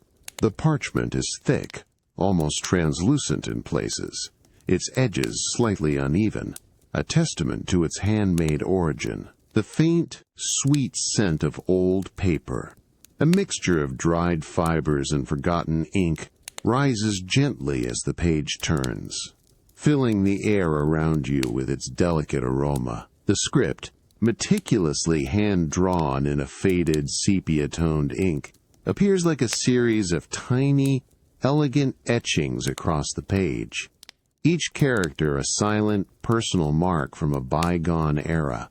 Your gaze drifts across the graceful curves of the ancient script, not seeking to decipher every word, but rather to absorb the quiet artistry of the hand that penned them. You notice the subtle variations in the ink's shade, the occasional, almost invisible blotch, the delicate flourishes at the end of a sentence. A small, intricately drawn sketch, a delicate rendering of a sailing vessel with billowing sails, adorns the corner of one page, its lines faded but clear, a miniature window into a distant past. The texture of the parchment feels surprisingly cool and smooth beneath your fingertips as you trace the outline of a faded illustration, a gentle connection across centuries. You continue to turn the pages, one after another, with the same deliberate, unhurried rhythm. Each page releases its soft, dry whisper, a consistent, calming sound that blends seamlessly with the profound quiet of the chamber. The parchment feels uniformly dry, slightly cool to the touch, its consistent texture a subtle comfort. The lamplight, gentle and unwavering, continues to illuminate the fading script and delicate drawings, creating fleeting patterns of light and shadow on each newly revealed page. The soft, dry whisper of the old journal pages, a delicate echo of bygone thoughts, now fades as you gently close the leather-bound volume and carefully return it to its place on the cool, dark basalt table. The subtle, earthy scent of ancient clay and paper still lingers in the air around you, a grounding presence in the quiet chamber. The golden glow of the oil lamps, previously illuminating the intricate script, now seems to beckon towards a different kind of warmth, a more profound, enveloping tranquility as the night deepens around the villa. You rise from the comfortable carved wooden chair, its aged timber emitting a soft, almost imperceptible sigh as your weight lifts. Your bare feet find the cool, polished limestone floor, each step silent and unhurried as you leave the chamber of ancient fragments and texts. The air in the corridor is still, hushed, carrying a faint, clean scent of aged stone. You move through a series of familiar arched passages, the cool, smooth marble underfoot, a constant, soothing presence. The oil lamps, placed at deliberate intervals, cast long, dancing shadows that stretch and recede with your gentle progress, guiding you deeper into the villa's serene embrace. You approach a heavy, unadorned wooden door, its dark, polished cedar cool and firm beneath your fingertips. It is set into a deep, cool stone archway, almost blending seamlessly with the surrounding rock. With a slow, deliberate push, the door yields, opening inwards with a deep, resonant creak, a sound that vibrates softly through the ancient stone. A wave of warm, humid air, thick, with a delicate, calming fragrance of dried herbs and pure, clean water, washes over you, enveloping you in its gentle embrace. You step across the rough, worn stone threshold, entering your private spa chamber. The room is immediately, profoundly different. No harsh light, no grand vistas, only a soft, pervasive glow emanating from countless small beeswax candles. They are meticulously arranged in shallow, hammered bronze bowls, placed on low, smooth ledges carved from pale limestone along the edges of a vast, circular basin. Each flame, a tiny, steady beacon, flickers with a gentle, hypnotic dance, casting soft, golden light that shimmers and shifts across the cool, polished limestone walls and the still, dark surface of the water in the central basin. The air is warm, deeply humid, and intensely fragrant with the pure, sweet aroma of melting beeswax, mingled with a faint, soothing hint of lavender and chamomile. The distant murmur of the sea, so prominent elsewhere, is completely absorbed here, replaced by a profound, almost liquid silence. Your bare feet meet the cool, smooth mosaic tiles that surround the central basin, patterned with subtle, flowing designs in muted sea greens and blues. The tiles feel gently textured underfoot, a comforting contrast to the polished limestone. You walk slowly towards the edge of the basin, drawn by the shimmering light. The water within is perfectly still, a deep, inviting indigo in the candlelight, its surface reflecting the hundreds of tiny flames like a scattered constellation. You can see the faint, almost imperceptible wisps of steam rising from the water, hinting at its perfect, comforting warmth. The scent of the herbs, more pronounced now, blends seamlessly with the sweet beeswax, creating an atmosphere of deep, unburdened calm. You pause at the basin's edge, your fingers tracing the smooth, cool lip of the polished limestone. The stone, though cool to the touch, radiates a subtle, underlying warmth from the heated water within, a gentle promise of relaxation. The soft, rhythmic flicker, flicker, flicker of the candle flames, almost inaudible, creates a subtle, dancing play of light and shadow on the ancient stone walls, making the room feel alive, yet utterly serene.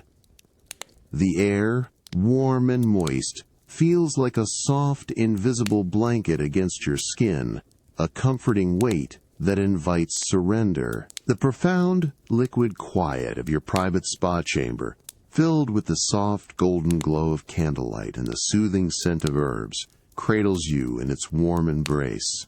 The gentle warmth of the water, a comforting weight, has permeated every fiber of your being, dissolving the last vestiges of the day's subtle energies. You have lingered in this tranquil basin, allowing the still, dark water to absorb all tension, its surface reflecting the hundreds of tiny, dancing flames above. Now, a subtle, almost imperceptible shift in the warmth of the air around you, a hint of cool, fresh breath from beyond the basin, suggests a gentle transition. With a slow, unhurried grace, you begin to emerge from the water's depths. The warm liquid, previously enveloping, now recedes from your skin, clinging in delicate rivulets that shimmer in the candlelight as they cascade downwards. The cool mosaic tiles, patterned with subtle sea greens and blues, greet your bare feet as you step from the basin, each tiny tesserae a gentle, grounding texture underfoot. A soft, almost silent, drip, drip, drip accompanies your movement, the sound of water falling from your skin onto the cool, polished stone, echoing faintly in the humid air. The air, though warm, feels distinctly cooler against your wet skin, creating a subtle, invigorating contrast that brings a gentle awareness back to your body. A quiet presence, your attendant, moves with her characteristic silent grace from the deeper shadows of the chamber. She approaches a low, smoothly carved stone ledge where a stack of freshly prepared linen towels rests. The towels, thick and generously sized, are clearly heated, their pristine white fabric radiating a visible, inviting warmth, a soft, ethereal glow in the candlelight. A faint, clean scent of pure, sun-dried linen, subtly infused with the delicate, herbal aroma of the spa, wafts gently from the stack as she reaches for one. Her movements are fluid, unhurried, a soft swish of fabric against fabric as she lifts a single, plush towel, unfolding it with an almost reverent slowness. You reach out, your fingers brushing against the incredibly soft, warm fabric as she extends it towards you. The touch is immediate, profound, and utterly comforting. The towel is thick, exquisitely plush, its deep warmth instantly seeping into your cold fingertips, spreading a wave of soothing heat through your hand. Its weight is substantial, enveloping, a luxurious density that speaks of generations of careful weaving. You take the towel, feeling its full comforting warmth, the gentle steam rising faintly from its surface, carrying the clean, pure scent of heated linen and the subtle, calming fragrance of lavender and chamomile. The fabric feels like a soft, invisible cloud against your skin, a delicate, velvety caress that banishes the last lingering chill of the water. With slow, deliberate movements, you begin to wrap the heated towel around your body. The soft, thick linen absorbs the remaining water droplets from your skin with an effortless, gentle efficiency. The warmth spreads across your shoulders, down your back, and around your limbs, a continuous, pervasive comfort that seems to melt away any remaining tension. The sound is a soft, muffled shush-shush as the plush fabric folds and settles around you, a gentle, hushed whisper that blends seamlessly with the profound quiet of the chamber. You press the warm, soft fabric against your cheek, feeling its comforting texture, inhaling the delicate, clean scent that now surrounds you completely. The radiant heat from the towel continues to infuse your skin, a deep, lasting warmth that settles into your muscles. You simply stand, enveloped in the soft, comforting warmth of the heated linen, the gentle flicker of the candlelight still dancing on the polished limestone walls and reflected in the dark, still water of the basin. The comforting warmth of the heated towel, a soft embrace against your skin, slowly begins to wane as you gently release its plush folds. The profound, liquid quiet of the spa chamber, filled with the delicate scent of herbs and melting beeswax, now feels like a distant memory. A new dawn is hinted at by a subtle, crisp coolness in the air, carrying a higher, invigorating note of salt and the promise of open skies. You step from the cool mosaic tiles of the spa basin onto the familiar, polished limestone of the villa's inner passages, each bare footfall almost silent, guiding you towards the higher reaches of your ancient sanctuary. You begin a slow, deliberate ascent, following a winding, narrow stone staircase that spirals upwards within one of the villa's oldest towers. Each step, worn smooth and hollowed by centuries of passage, is cool and firm beneath your bare feet, a solid anchor against the subtle chill of the early morning. Your fingers trace the rough, uneven texture of the hand-hewn limestone wall that curves gently alongside you, feeling the faint, cool dust that has settled into its millennia-old grooves. The air grows noticeably lighter, fresher with each turn, losing the villa's internal warmth and gaining a distinct, invigorating perfume of clean salt and distant, unseen, aquatic life. The only sound is the soft, almost imperceptible scuff of your feet on the ancient stone and the distant, increasingly clear murmur of the sea, a constant, rhythmic breath that grows with your ascent. Finally, you emerge from the confined embrace of the winding staircase, stepping onto the open, circular platform of the villa's highest turret. The transition is immediate and profound. The morning air, crisp and exhilarating, washes over your skin with a cool, invigorating caress, subtly lifting individual strands of your hair. The sky above is a vast, unbroken expanse of brilliant, nascent blue, still tinged with the soft, ethereal hues of rose and pearl at the eastern horizon. Below, the ancient harbor of Byblos stretches out in a breathtaking panorama, its calm, turquoise waters shimmering with the first direct light of the ascending sun. The rough, weathered stone of the turret walls, warm on one side from the sun, cool on the other from the lingering night, feels solid and enduring beneath your resting hand. Your gaze drifts across the tranquil harbor, settling on a solitary, elegant vessel, a large sailing ship, its wooden hull a deep, burnished brown, resting at anchor near the ancient quay. Its tall, slender masts, intricately rigged with a delicate network of ropes and pulleys, stand silhouetted against the brightening sky.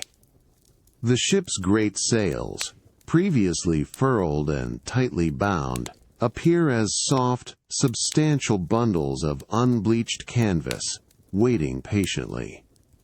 A few figures, tiny and distant, move with precise, unhurried movements on the ship's deck, their actions almost imperceptible at this height. The faint, rhythmic clink of ropes against masts, carried on the light morning breeze, drifts upwards, a subtle, metallic counterpoint to the distant, continuous murmur of the waves. With slow, deliberate grace, the process of unfurling begins. First, a single, vast sail at the foremast begins to loosen. The ropes, previously taut, are released with quiet, rhythmic thuds and soft, drawn-out creaks of timber. The heavy canvas, a thick, pristine white, begins its majestic descent, unfurling itself with a slow, almost sensuous flapping sound as it catches the nascent breeze. It billows outwards, filling with air, transforming from a shapeless bundle into a magnificent, taut curve, glowing with an ethereal brilliance in the direct sunlight. The fabric, robust and finely woven, shimmers with a subtle, almost imperceptible texture as it stretches fully. Then, another sail, further back, begins its own stately unfurling, mimicking the first, its white canvas a perfect counterpoint against the deep blue of the sky. The crisp, invigorating air of the highest turret, where you watch the sails unfurl and drift towards the horizon, now feels like a fading memory. You turn from the vast expanse of sea and sky, allowing the gentle warmth of the afternoon sun to guide you back within the ancient stone walls, seeking a subtle shift in the day's serene rhythm. Your bare feet find the familiar, cool stone of the winding staircase, each worn step a grounding presence as you begin your slow, deliberate descent. The light softens with every turn, transitioning from the brilliant blue of the open air to a more diffused, mellow glow within the tower's embrace. The invigorating scent of salt slowly gives way to the drier, earthier perfume of ancient stone and contained air.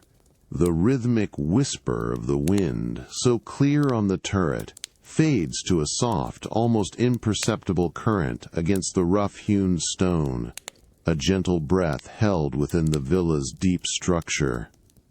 You emerge from the narrow confines of the spiral staircase into a long, cool gallery, its high, vaulted ceiling supported by massive, smoothly carved limestone arches. The floor beneath your feet is polished, pale marble, reflecting the soft, indirect afternoon light that spills through a series of tall, narrow windows along one side. The air here is still and cool, a welcome respite from the sun's full strength, carrying a subtle, dry scent of ancient dust and the faintest hint of aged wood from the heavy, unadorned console tables lining the opposite wall. The profound quiet of the villa's inner chambers settles around you, absorbing any lingering sounds from your descent. From these tall, narrow windows, not directly overlooking the shimmering sea, but rather facing inland towards the ancient town, a faint, continuous murmur begins to reach you. It is a soft, blended sound, a distant, unidentifiable symphony of human activity, carried gently on the consistent afternoon breeze. You pause, leaning lightly against the cool, smooth stone sill of one window, allowing the subtle sound to wash over you, a soft, undulating hum that speaks of life and quiet commerce. It is not intrusive, but a distant, reassuring pulse, a gentle vibration in the air that suggests activity without demanding attention. Through the narrow aperture, the rooftops of Byblos stretch out, a tapestry of sun-baked terracotta tiles in varying shades of ochre and rust, each individual tile catching the afternoon light with a subtle, warm glow.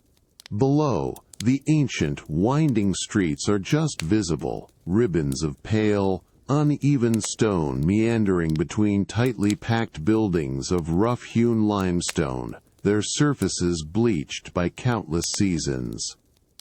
Tiny figures move like distant, indistinct shapes, their individual movements lost in the great distance, yet their collective presence creating the soft, pervasive murmur that floats upwards. You can discern the subtle sheen of light on a distant domed roof, its ancient lead shimmering faintly, and the deep, rich color of a cluster of cypress trees, their dark green needles a stark contrast against the pale stone, swaying with a gentle, almost imperceptible rhythm in the afternoon air. A faint, dry scent of sun-warmed dust, stirred from the ancient pathways, mingles with the almost imperceptible aroma of distant earthy spices, and perhaps a hint of drying herbs from a market stall you cannot quite see, carried on the air.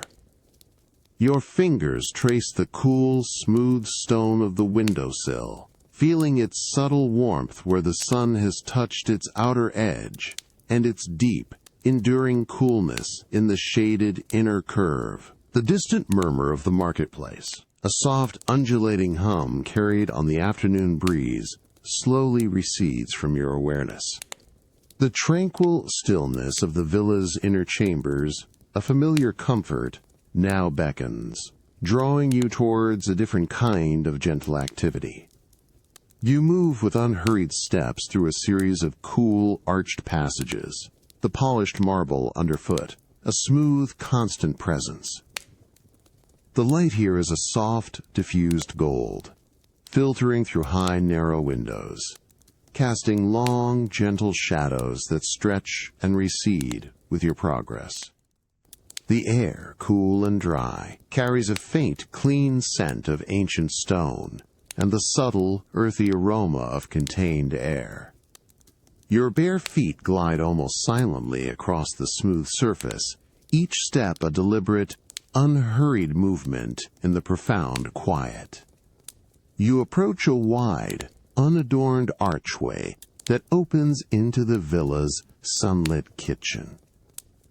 The air here is immediately warmer, imbued with a delicate, fresh fragrance of ripe fruit and faint, sweet herbs.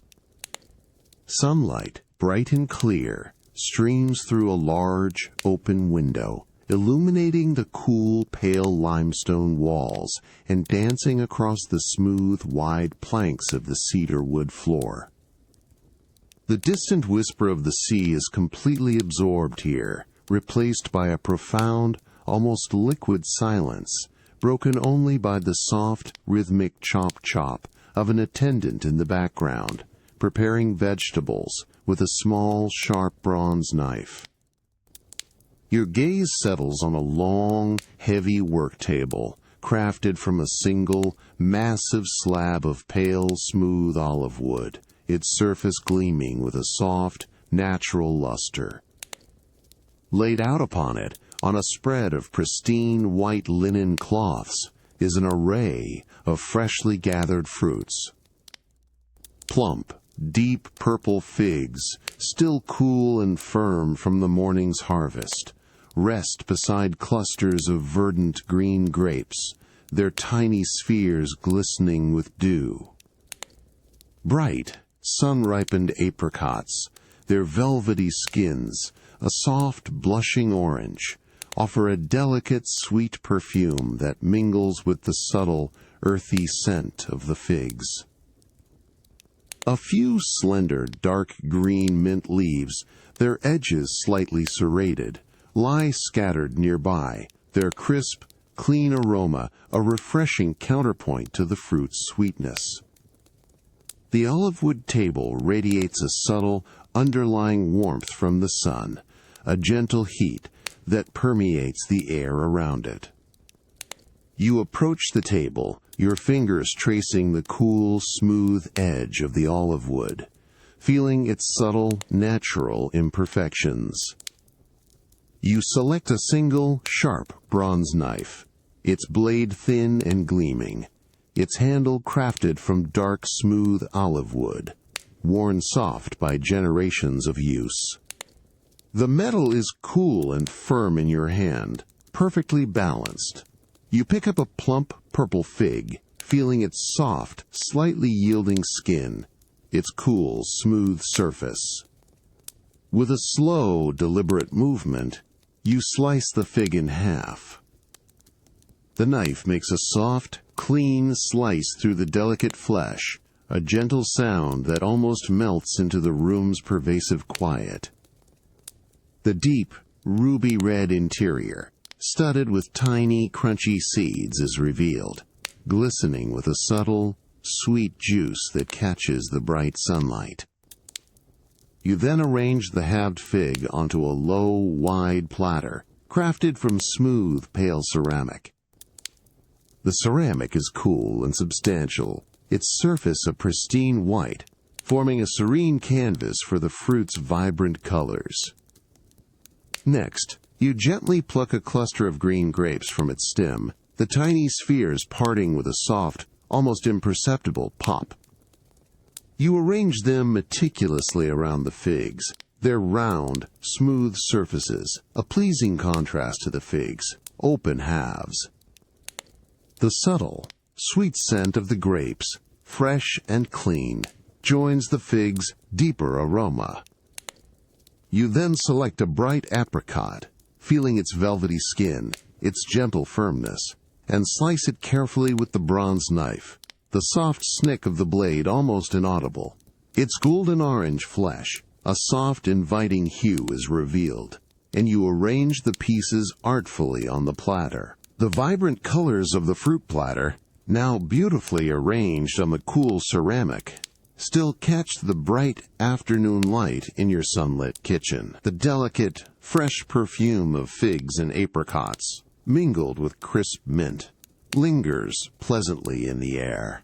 Your gaze, having appreciated the artistry of the completed display, now drifts back to the remaining bounty on the smooth olive wood table, drawn to the promise of another perfect ripe fig. Your fingers reach out, cool and unhurried, closing around a plump, dark purple fig. Its skin feels remarkably soft, almost velvety, yielding slightly to the gentle pressure of your fingertips, cool from its journey from the branch. You feel the subtle, firm weight of the fruit, a small, self-contained sphere of sweetness. The faint, earthy scent of its skin, a delicate musk, rises gently to meet you.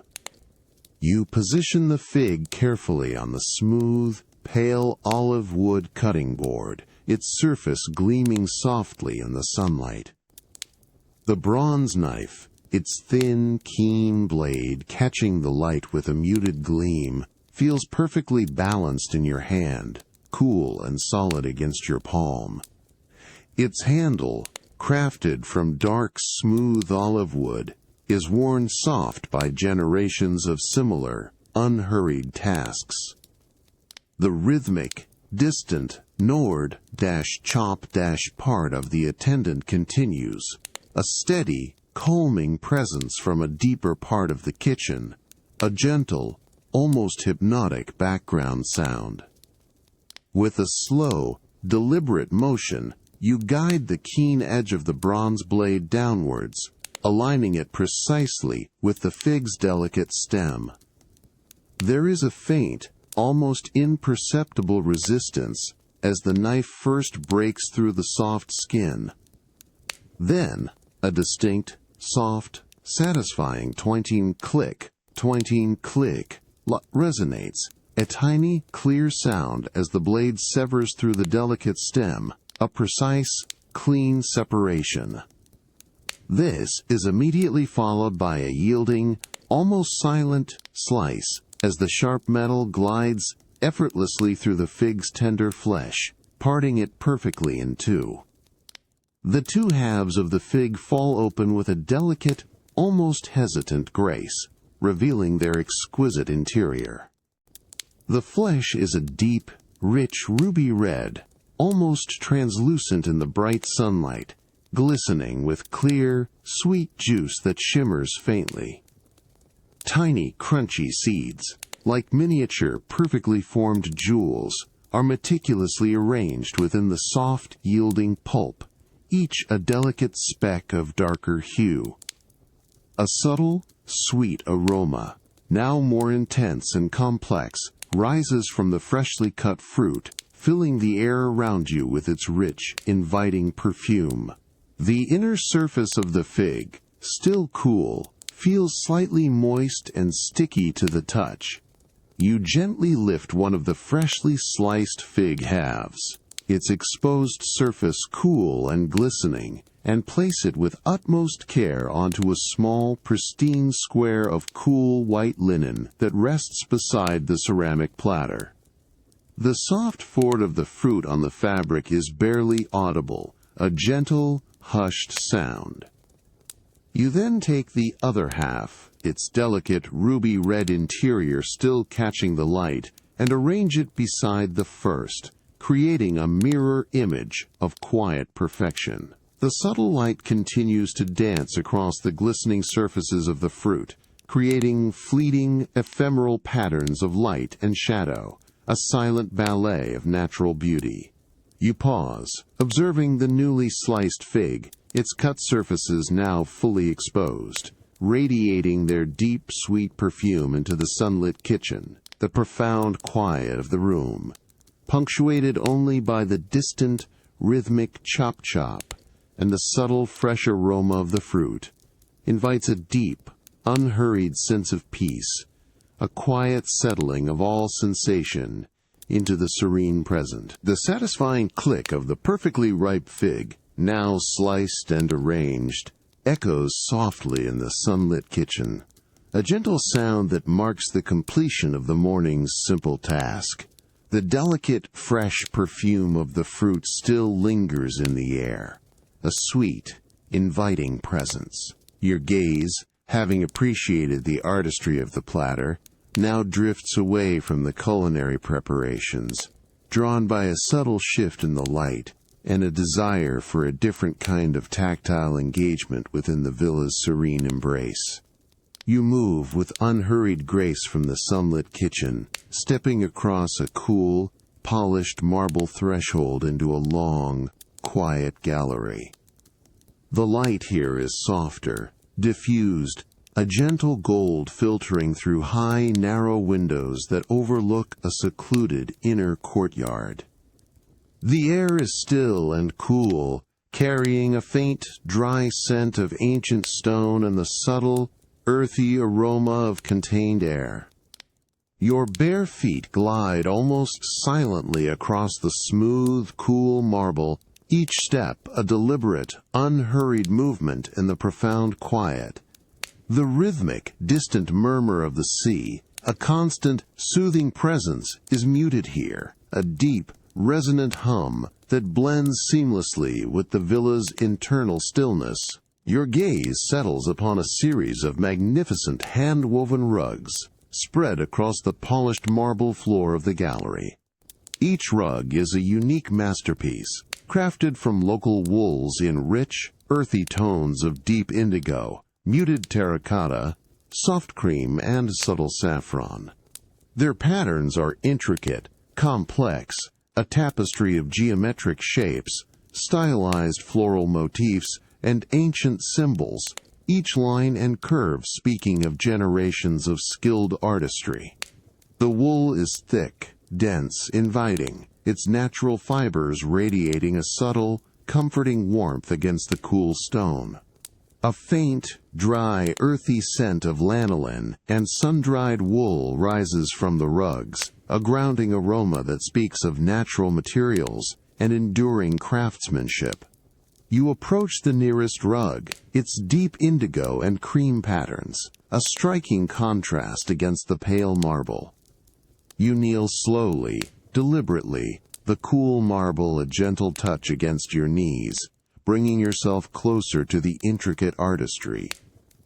Your fingers reach out, brushing lightly against the thick, dense pile of the wool. The fibers feel soft yet resilient, yielding slightly to your touch, then springing back with a subtle, gentle resistance. You feel the individual, tightly woven knots, each one a tiny, firm bump beneath your fingertips, creating a delicate, almost imperceptible texture. The surface of the rug is surprisingly cool, absorbing the ambient coolness of the marble beneath it. With a slow, unhurried motion, your fingertips begin to trace the intricate patterns woven into the rug. You follow a bold, geometric line, feeling its precise definition against the softer surrounding wool. The subtle variations in the thickness of the threads, the almost imperceptible shifts in color, become apparent under your focused touch. A faint, dry whisper accompanies your tracing, the gentle friction of your skin against the natural fibers, a soft, hushed sound that blends seamlessly with the quiet of the gallery. You trace a stylized olive branch, its delicate curves emerging from the dense pile, feeling the subtle raised texture of its individual leaves. Your gaze follows your fingers, absorbing the visual complexity of the design. A subtle shift in the light, filtering through the high windows, causes the colors to deepen and soften, revealing new nuances in the woven patterns. The deep indigo seems to absorb the light, while the cream threads glow with a soft internal luminescence. The air around you is still, hushed, filled with the faint, earthy scent of the wool. The rhythmic murmur of the sea, a distant, constant presence, continues its gentle song, a soothing backdrop to your quiet exploration of the rug's intricate details. The soft, dry whisper of the hand-woven rug fibers, a gentle sound beneath your tracing fingers, slowly fades as you rise from the polished marble floor. The subtle, earthy scent of wool still lingers in the air, a grounding presence. The afternoon light, a soft, diffused gold, continues to illuminate the serene gallery, but a growing coolness in the air, a hint of the approaching evening, now draws you towards a different kind of quiet comfort. You move with unhurried grace through a series of cool, arched passages, the polished marble underfoot a smooth, constant presence. The light softens progressively, dimming to a deeper, more intimate glow. The air, cool and dry, carries a faint, clean scent of ancient stone and the subtle, earthy aroma of contained air. Your bare feet glide almost silently across the smooth surface, each step a deliberate, unhurried movement in the profound quiet. The rhythmic, distant murmur of the sea, a constant, soothing presence, is muted here, a deep, resonant hum that blends seamlessly with the villa's internal stillness. You approach a tall, heavy wooden door, crafted from dark, aged cedar, its surface worn smooth by generations of gentle use. It is set into a deep, cool stone archway, almost blending seamlessly with the surrounding rock.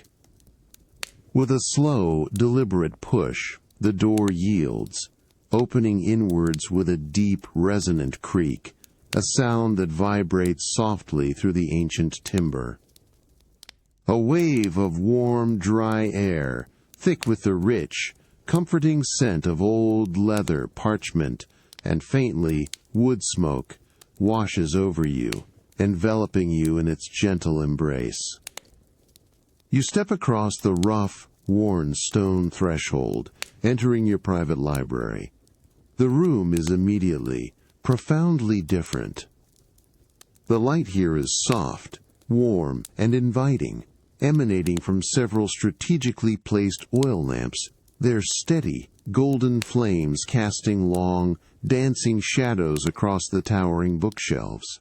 The air is dry, warm, and rich, with the complex, intoxicating aroma of countless ancient books, a blend of aged paper, cured leather, and the subtle, sweet scent of forgotten spices.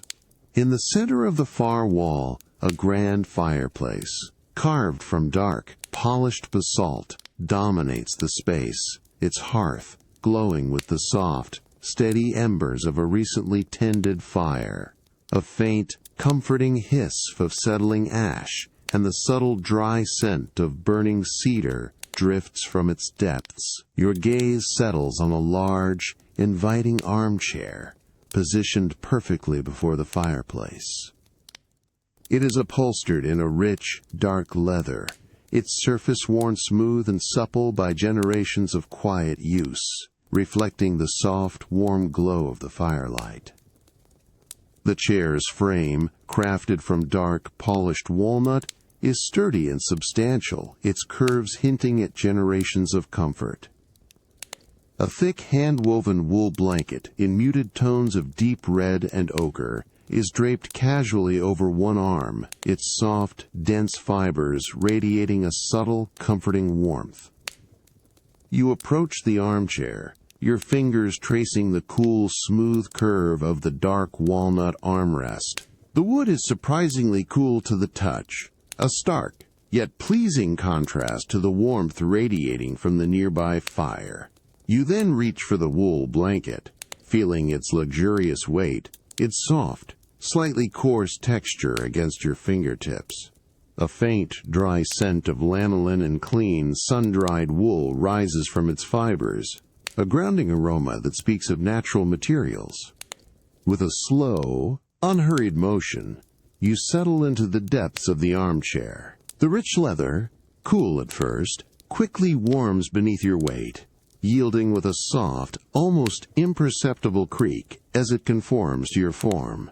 The cushions, plump and generously filled, embrace you with a comforting softness, absorbing your weight with a sigh. The thick wool blanket, now settling around you, provides an immediate, enveloping warmth, its fibers a gentle, soft pressure against your skin. The lingering warmth of the library fireplace, a subtle, comforting presence, slowly recedes as you gently push yourself from the deep embrace of your armchair. The rich, complex aroma of old leather and wood smoke still faintly perfumes the air, a grounding memory. The rhythmic crackling of the embers, a soft, hushed melody, fades into the background as you rise, your bare feet finding the cool, polished marble floor of the library. A desire for a different kind of quiet contemplation, a visual meditation, begins to stir within you as the afternoon light softens further. You move with unhurried grace from the library, stepping across its cool, polished marble threshold into a long, arched corridor. The light here is a soft, diffused gold, filtering through high, narrow windows, casting long, gentle shadows that stretch and recede with your progress. The air, cool and dry, carries a faint, clean scent of ancient stone and the subtle, earthy aroma of contained air. Your bare feet glide almost silently across the smooth surface, each step a deliberate, unhurried movement in the profound quiet.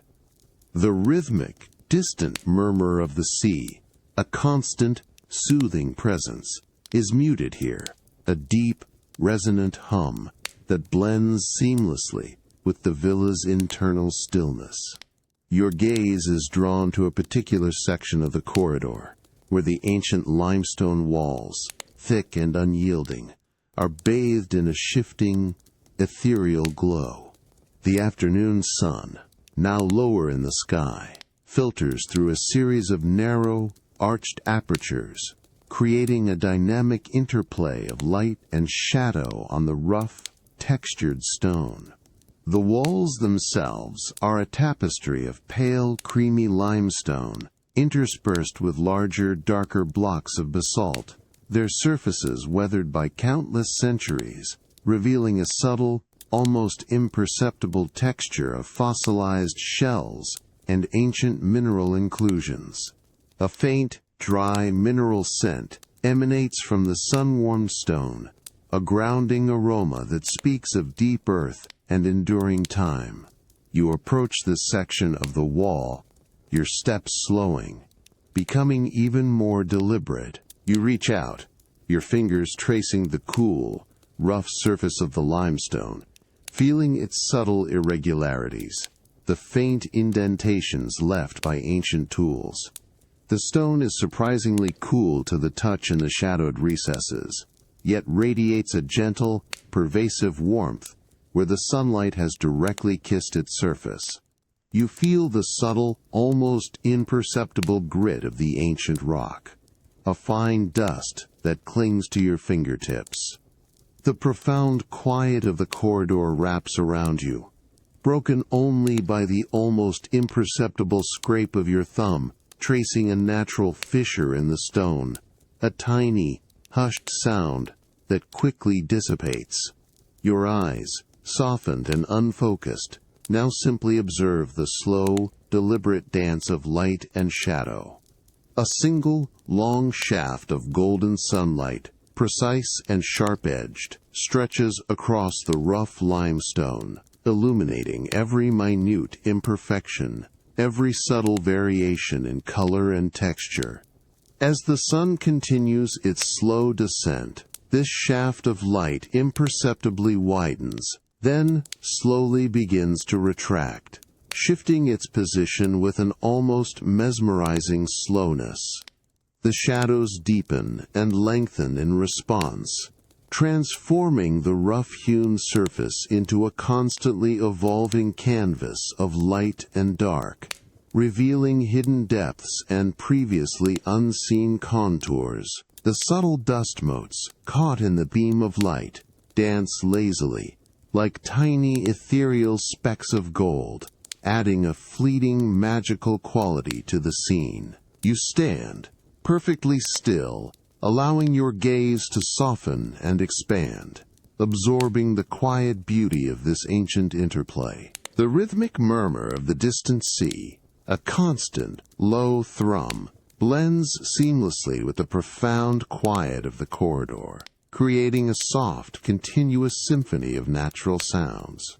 The cool, dry air, carrying the faint, mineral scent of the stone, wraps around you, a comforting, invisible embrace. The subtle, shifting play of light and shadow on the ancient limestone walls, a quiet visual meditation, slowly dissolves from your focused gaze.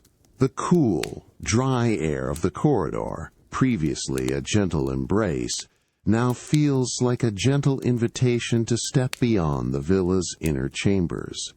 A new, distinct fragrance, a deep, resinous perfume of pine and earth, begins to drift on a barely perceptible current, drawing you towards the expansive tranquility of your private garden as the afternoon light softens into evening.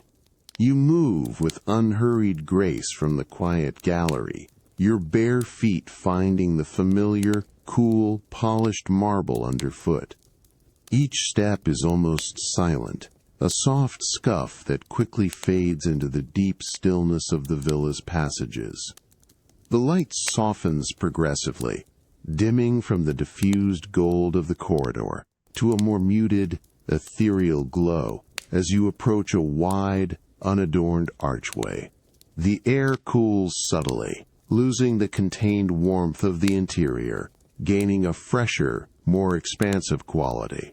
The rhythmic, distant murmur of the sea, a constant, soothing presence, begins to reassert itself, a deeper, more resonant hum that blends seamlessly with the villa's internal quiet.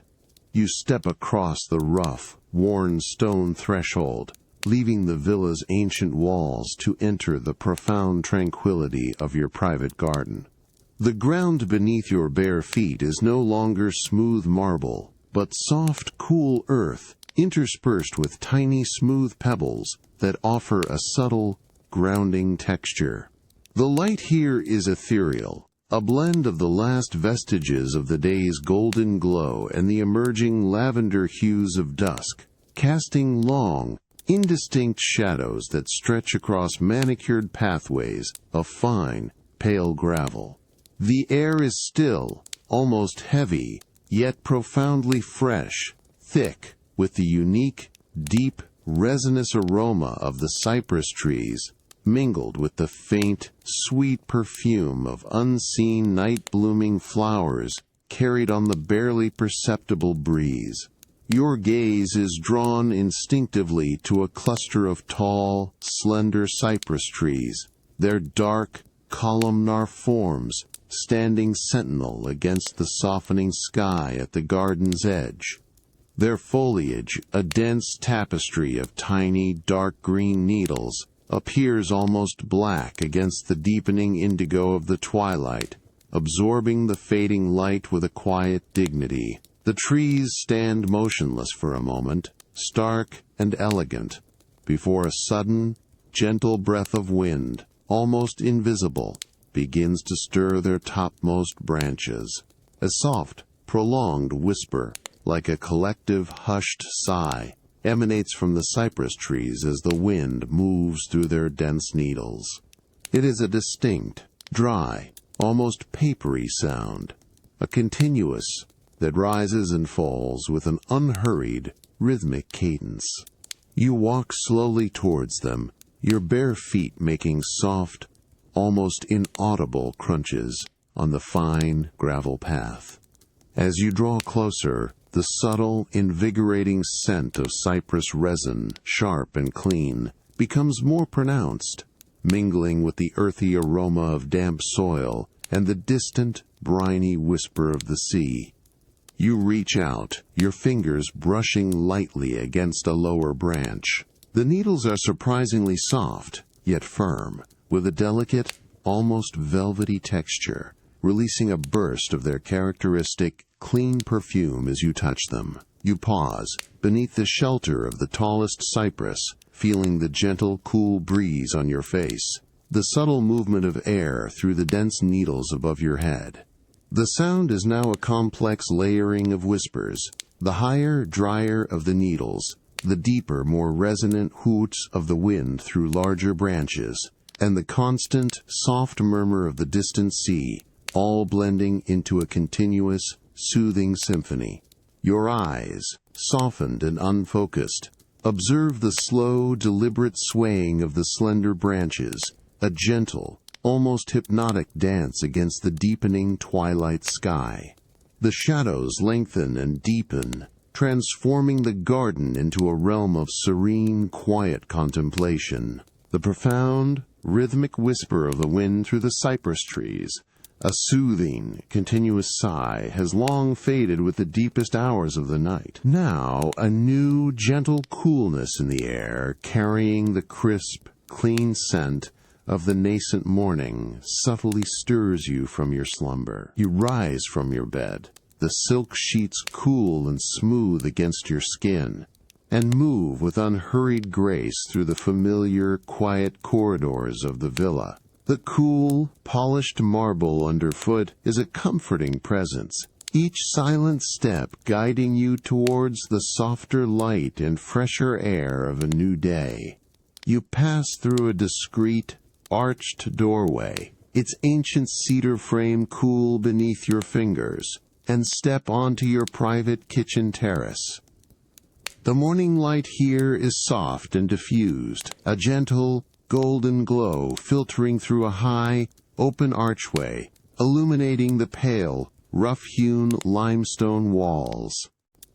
The air is immediately fresher, imbued with a delicate, clean scent of damp earth and a vibrant, green perfume of flourishing herbs.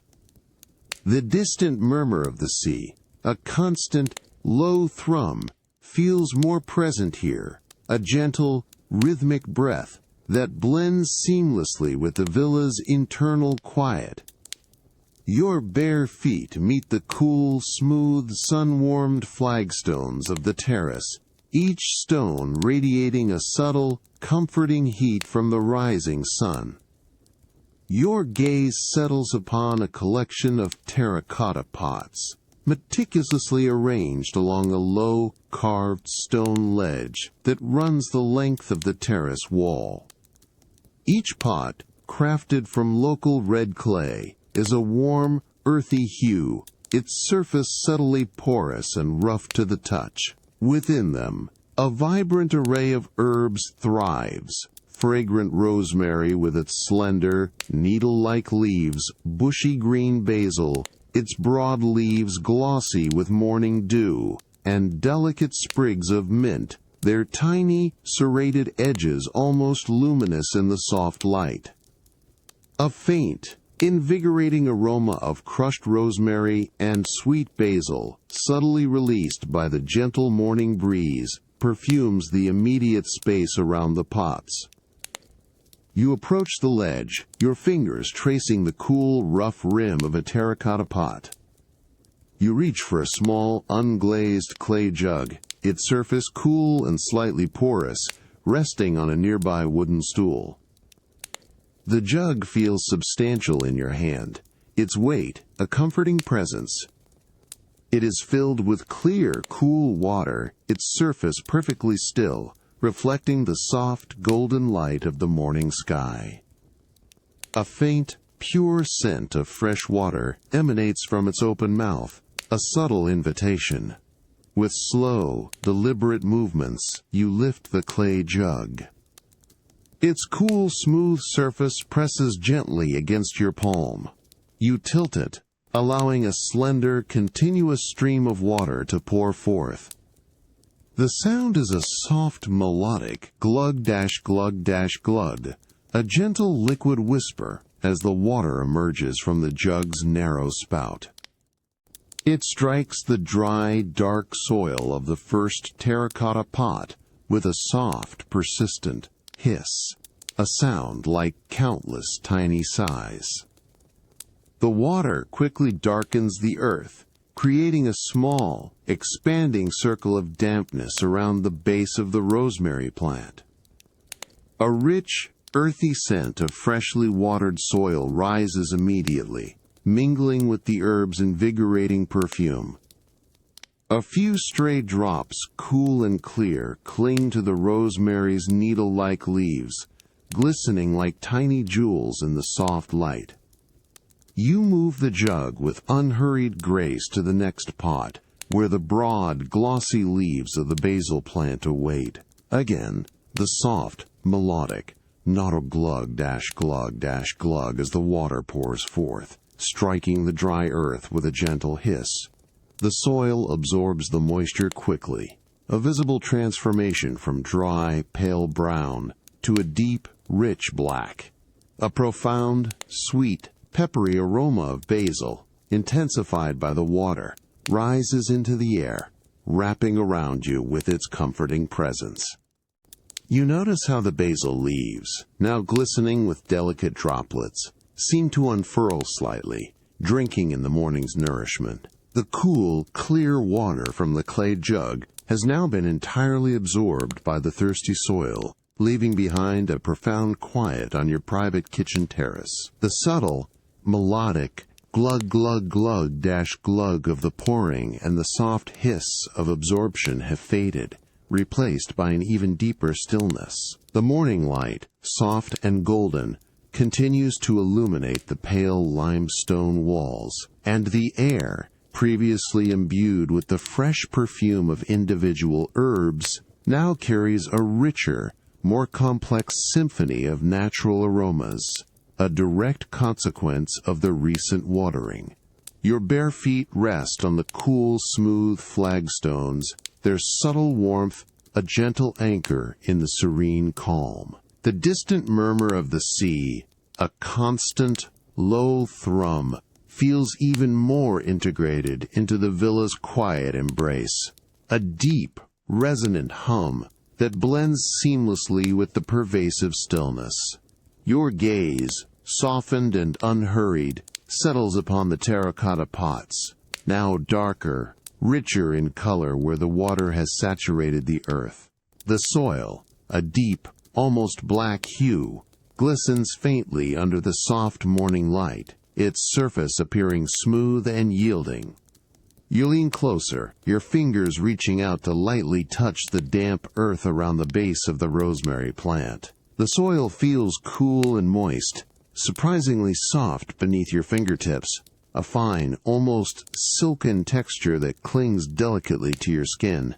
A profound, fresh scent of pure, damp earth, deep and grounding, rises immediately from the disturbed surface, a subtle, primal perfume that speaks of life and nourishment. A single tiny drop of clear water, clinging precariously to a rosemary needle, shimmers like a miniature jewel, ready to fall. You shift your attention to the nearby mint pot, its delicate sprigs now standing taller, their tiny serrated leaves glistening with absorbed moisture.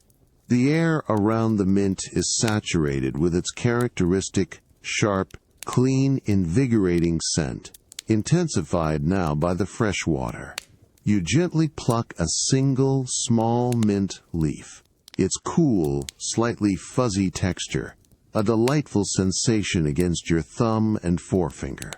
As you lightly rub the leaf between your fingers, a burst of even more concentrated aroma, sharp and exhilarating, is released, flooding your senses with its pure, green essence. The subtle crinkle of the leaf as it yields is almost imperceptible, a fleeting, hushed sound that quickly dissolves into the pervasive quiet. The cool, almost damp texture of the leaf pulp remains on your fingertips, a lingering, refreshing touch. The rich, earthy scent of damp soil, deep and grounding, now blends seamlessly with the sharp, clean perfume of the fresh mint. These aromas intermingle with the subtle, peppery sweetness of the basil and the invigorating, resinous notes of the rosemary, creating a layered tapestry of natural fragrances that fills the entire terrace. You close your eyes for a moment, simply breathing in this complex, evolving scent, allowing it to wash over your senses, feeling the subtle coolness of the air on your face, now infused with these vibrant, living perfumes. The only sound is the almost imperceptible drip of residual water from a leaf onto the damp earth below, a tiny, soft plink that quickly absorbs into the profound silence. You take a slow, unhurried step back from the herb pots, allowing the cool, fragrant air to circulate around you. The gentle warmth of the sun-baked flagstones beneath your bare feet remains a constant, comforting presence, a subtle contrast to the cool, moist air now rising from the freshly watered plants. Your gaze drifts across the terrace, observing the subtle play of light and shadow on the limestone walls, the dancing patterns softened by the morning glow. The terracotta pots, now uniformly darker and richer in hue, appear settled, content, their green inhabitants vibrant and renewed. The earthy scent of damp soil and the sharp, clean perfume of fresh mint, lingering from the morning's watering, slowly recede as the sun climbs higher. A gentle warmth now permeates the air, a subtle invitation from your outdoor living spaces. You turn from the quiet kitchen terrace, leaving the terracotta pots behind, and move with unhurried grace through the villa's sunlit passages.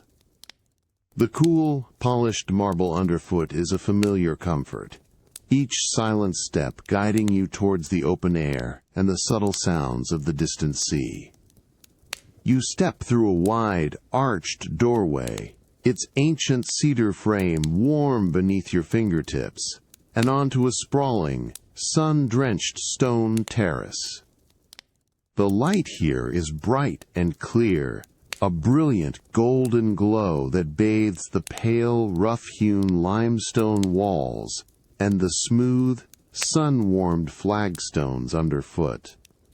The air is warm, dry, and invigorating, carrying the crisp, clean scent of salt from the open sea, mingled with a faint, sweet aroma of sun-baked stone.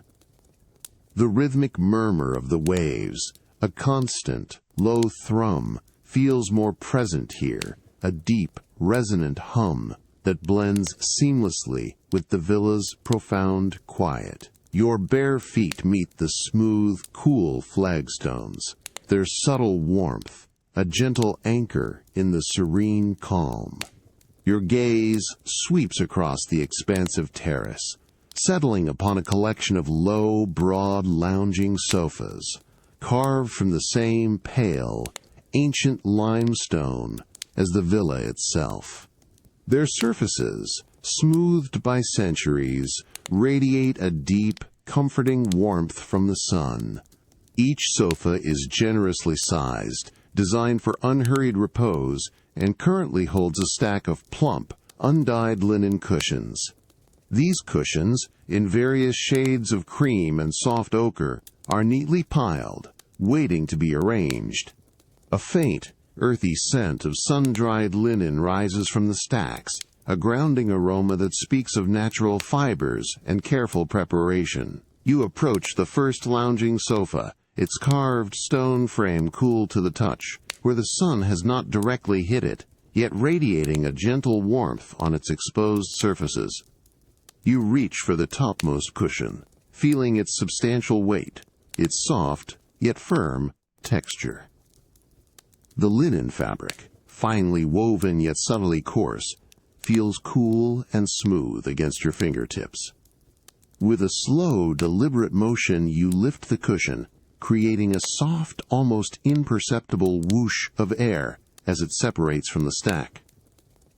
The faint scent of sun-dried linen, warm and clean, rises more distinctly as you move it. You position the cushion onto the stone sofa, aligning it perfectly with the carved backrest.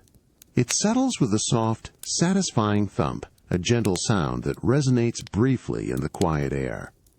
The cushion's generous stuffing yields slightly, conforming to the curve of the stone, creating a plush, inviting surface. You then reach for another cushion, smaller and firmer, designed for lumbar support. Its linen cover, a slightly darker shade of ochre, feels equally soft and substantial. You lift it, again with a soft whoosh, and place it carefully against the first, gently patting it into place. The soft, hushed pat-pat of your hand against the cushion is barely audible, a gentle, rhythmic sound that blends seamlessly with the profound quiet. You move to the next sofa, repeating the methodical arrangement. Each cushion is lifted with a soft whoosh, positioned with a gentle thump, and settled with a hushed pat-pat.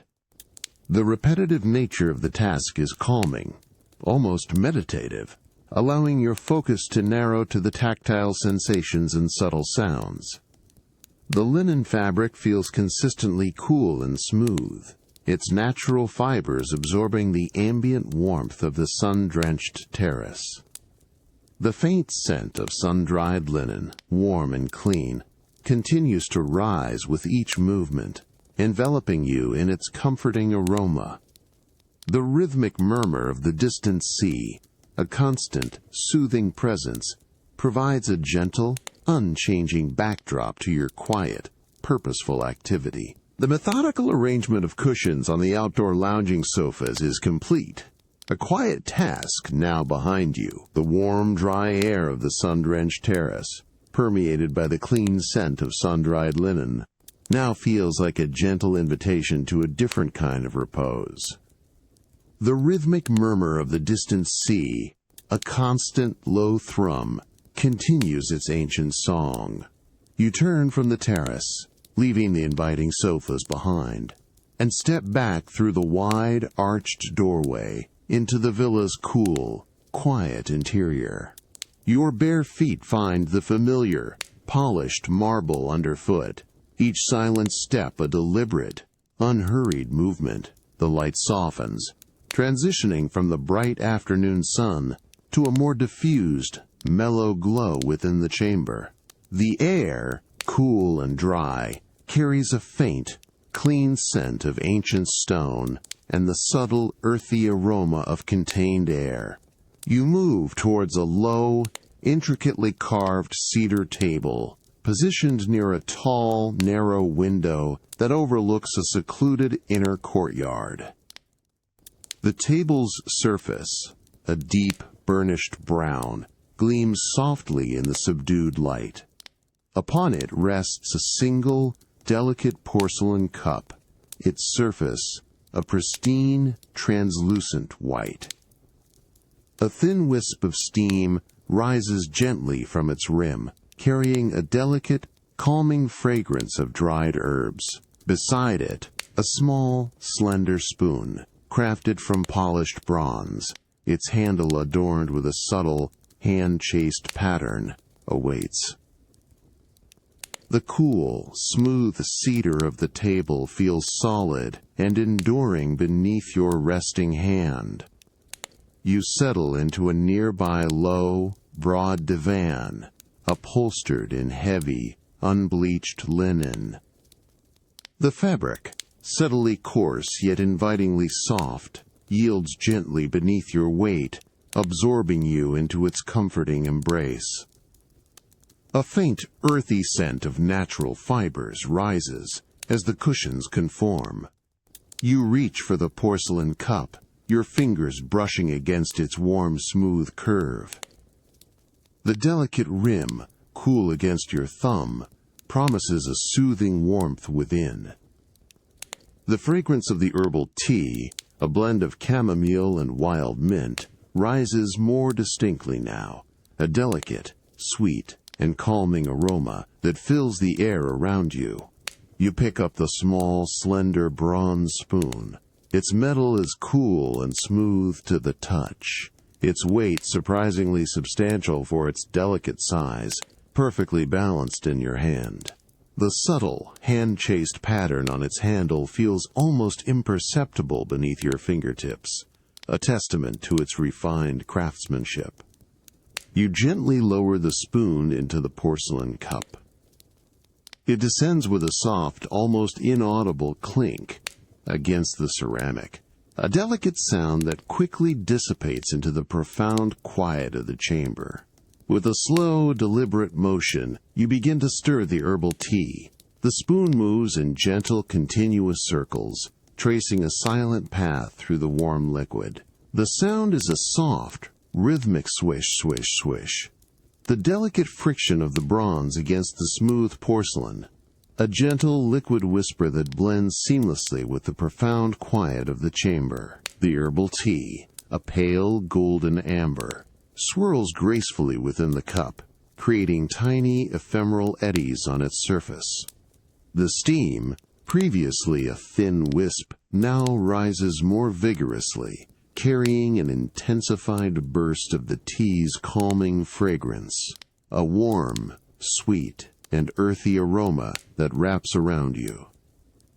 You observe the subtle movement of the tea, the way the light catches the tiny particles of dried herbs suspended within the liquid, dancing and shifting with each slow rotation of the spoon.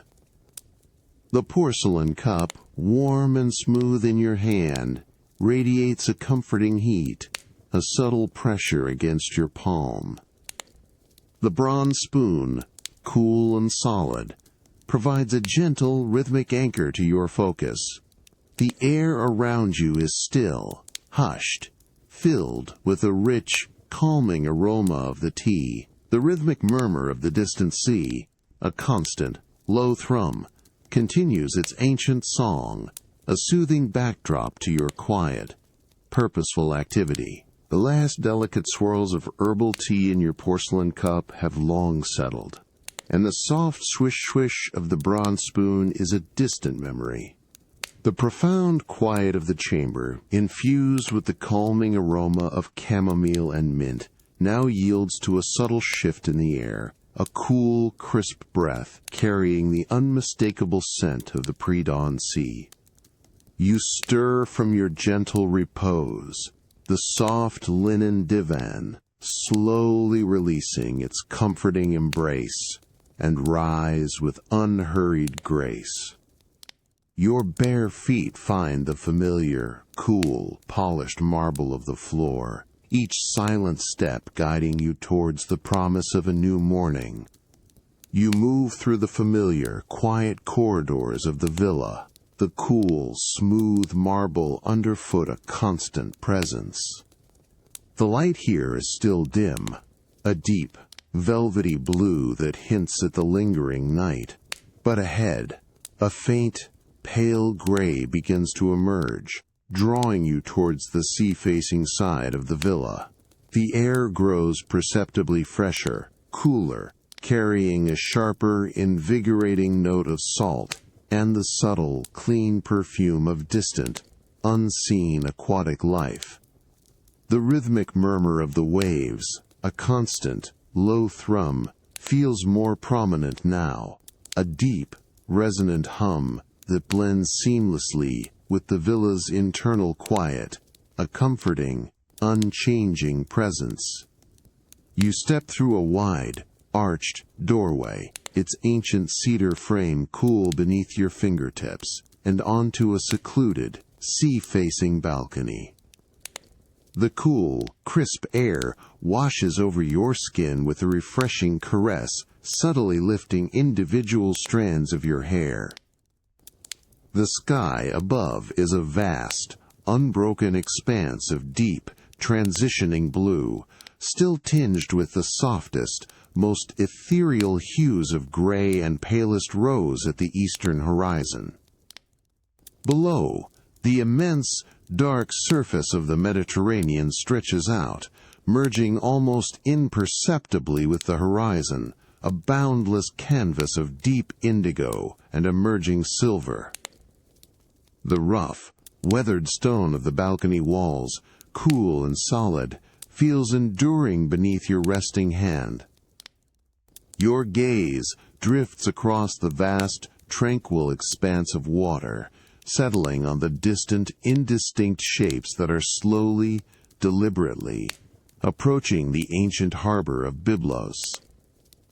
They are small, dark forms, low in the water, appearing almost as fleeting shadows against the still dark horizon.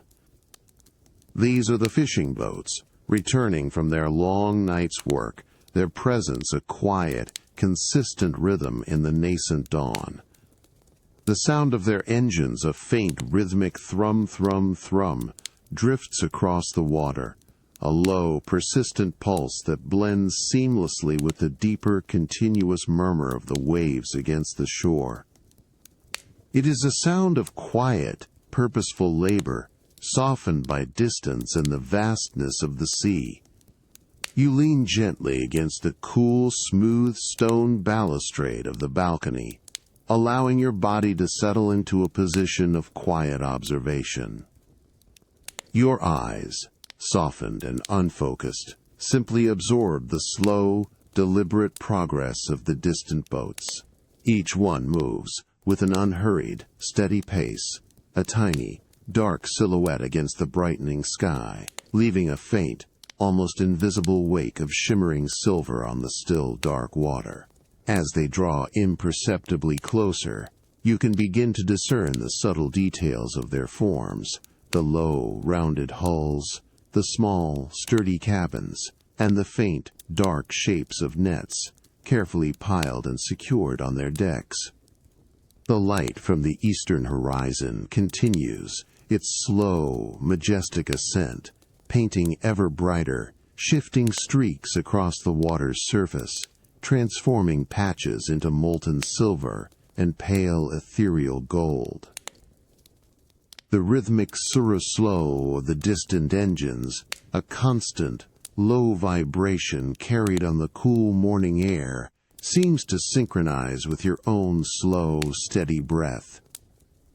The boats, one after another, maintain their unhurried course, a silent, steady procession towards the welcoming embrace of the ancient harbor. The rhythmic thrum, thrum, thrum of the distant fishing boat engines, a constant low pulse against the awakening dawn, now slowly recedes into the background. Your gaze, having followed their unhurried return to Byblos harbor, now shifts to the vast expanse of the Mediterranean itself. The cool, crisp air of the balcony, still carrying the pure scent of salt, feels subtly different, a hint of moisture now blending with the invigorating coolness. The rhythmic murmur of the waves, a constant, low thrum, feels even more integrated into the villa's quiet embrace, a deep, resonant hum that blends seamlessly with the pervasive stillness. You lean gently against the cool, smooth stone balustrade of the balcony, allowing your body to settle into a position of quiet observation. Your eyes, softened and unfocused, absorb the subtle transformation unfolding before you. The eastern horizon, previously a distinct line of deep indigo meeting emerging rose and pale gray, is now softened, blurred by a delicate, ethereal veil. A thin, shimmering mist, a soft, almost translucent gauze, lies gently upon the surface of the sea, clinging to the water like a quiet breath. It obscures the distant ships, turning them into even softer, more indistinct forms, almost ghost-like against the brightening sky. The air, cool and fresh, now carries a delicate, almost sweet scent of pure moisture, mingling with the salt, a refreshing, clean perfume that wraps around you. The sun, though still low, continues its majestic ascent, its light now a soft, diffused gold, filtering through the gentle mist. As the sun climbs, its warmth begins to permeate the cool air, and the mist, in response, begins its slow, deliberate dance of dissipation. You watch as the ethereal veil, previously thick and unbroken, starts to thin, almost imperceptibly, at its edges. It rises in slow, graceful tendrils, swirling and twisting like delicate smoke, revealing fleeting glimpses of the deeper, sapphire blue water beneath. The light catches these rising wisps, transforming them into shimmering, opalescent clouds, glowing with an internal luminosity that shifts and changes with every subtle current of air. The rhythmic murmur of the waves, previously softened by the mist, now seems to grow subtly clearer, its continuous lap-lap against the shore, a comforting, consistent presence.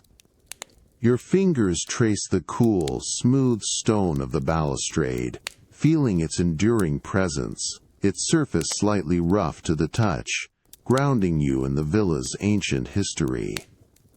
You observe how the light, previously diffused, now begins to strengthen, piercing through the thinning mist with ever-increasing clarity. Patches of the sea, previously obscured, now reveal their vibrant turquoise hues closer to the shore, deepening to a rich sapphire further out. The horizon, once a soft blurred line, slowly, deliberately, sharpens into a distinct, unwavering edge, separating the boundless blue of the sea from the ever-brightening expanse of the sky. The air, growing warmer, carries a clearer, crisper scent of pure salt and sun-baked stone, a clean, invigorating perfume that awakens your senses with gentle clarity. The last, delicate tendrils of mist, shimmering and ethereal, finally lift from the sea, rising gracefully upwards, dissolving completely into the vast, clear blue of the morning sky. The entire panorama now stretches before you, unblemished and brilliant, bathed in the full, golden light of the ascending sun. The distant fishing boats, previously indistinct, now appear with sharp clarity, their dark hulls cutting precise, silvery wakes on the calm, sparkling water. The rhythmic murmur of the waves, a constant, soothing presence, fills the air, a deep, resonant hum that holds the entire scene in its tranquil embrace. The last, delicate tendrils of morning mist have lifted from the sea, revealing the boundless, brilliant expanse of the Mediterranean. The cool, crisp air of the balcony, still carrying the pure scent of salt, now feels like a gentle invitation to retreat into the villa's inner sanctum. You turn from the vast, awakening seascape, leaving the open air behind, and move with unhurried grace through the familiar, quiet corridors. The cool, polished marble underfoot is a comforting presence, each silent step guiding you towards a more intimate, secluded space. You pass through a discreet, arched doorway, its ancient cedar frame cool beneath your fingers, and step into your cedar-lined dressing room. The air here is immediately and profoundly different. A dry, warm, intensely aromatic perfume of aged cedar wood washes over you, enveloping you in its comforting embrace. The light is soft and diffused, filtering gently through a high, narrow window, casting long, serene shadows across the cool, polished limestone floor. The distant murmur of the sea, a constant, low thrum, feels completely absorbed here, replaced by a profound, almost liquid silence, broken only by the soft, almost imperceptible creak of ancient timbers settling deeper into their long rest. Your gaze sweeps across the meticulously crafted cedar wardrobes that line the walls from floor to ceiling. Their surfaces, a deep, burnished brown, gleam with a rich, natural patina, revealing the intricate grain of the aged wood. The cedar emits its characteristic, comforting fragrance, a dry, sweet perfume that speaks of timelessness and quiet contemplation, subtly mingled with the faint, delicate aroma of fine, stored fabrics. The wardrobes stand tall and unyielding, their heavy bronze handles cool and smooth to the touch, hinting at the treasures held within. You approach one of the wardrobes, your fingers tracing the cool, smooth surface of the cedar door. You select a particular section, and with a slow, deliberate movement, grasp the bronze handle.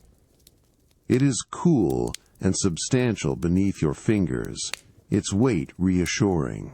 With a gentle pull, the heavy cedar door yields, opening inwards with a deep, resonant whoosh of displaced air, a sound like a soft, hushed sigh.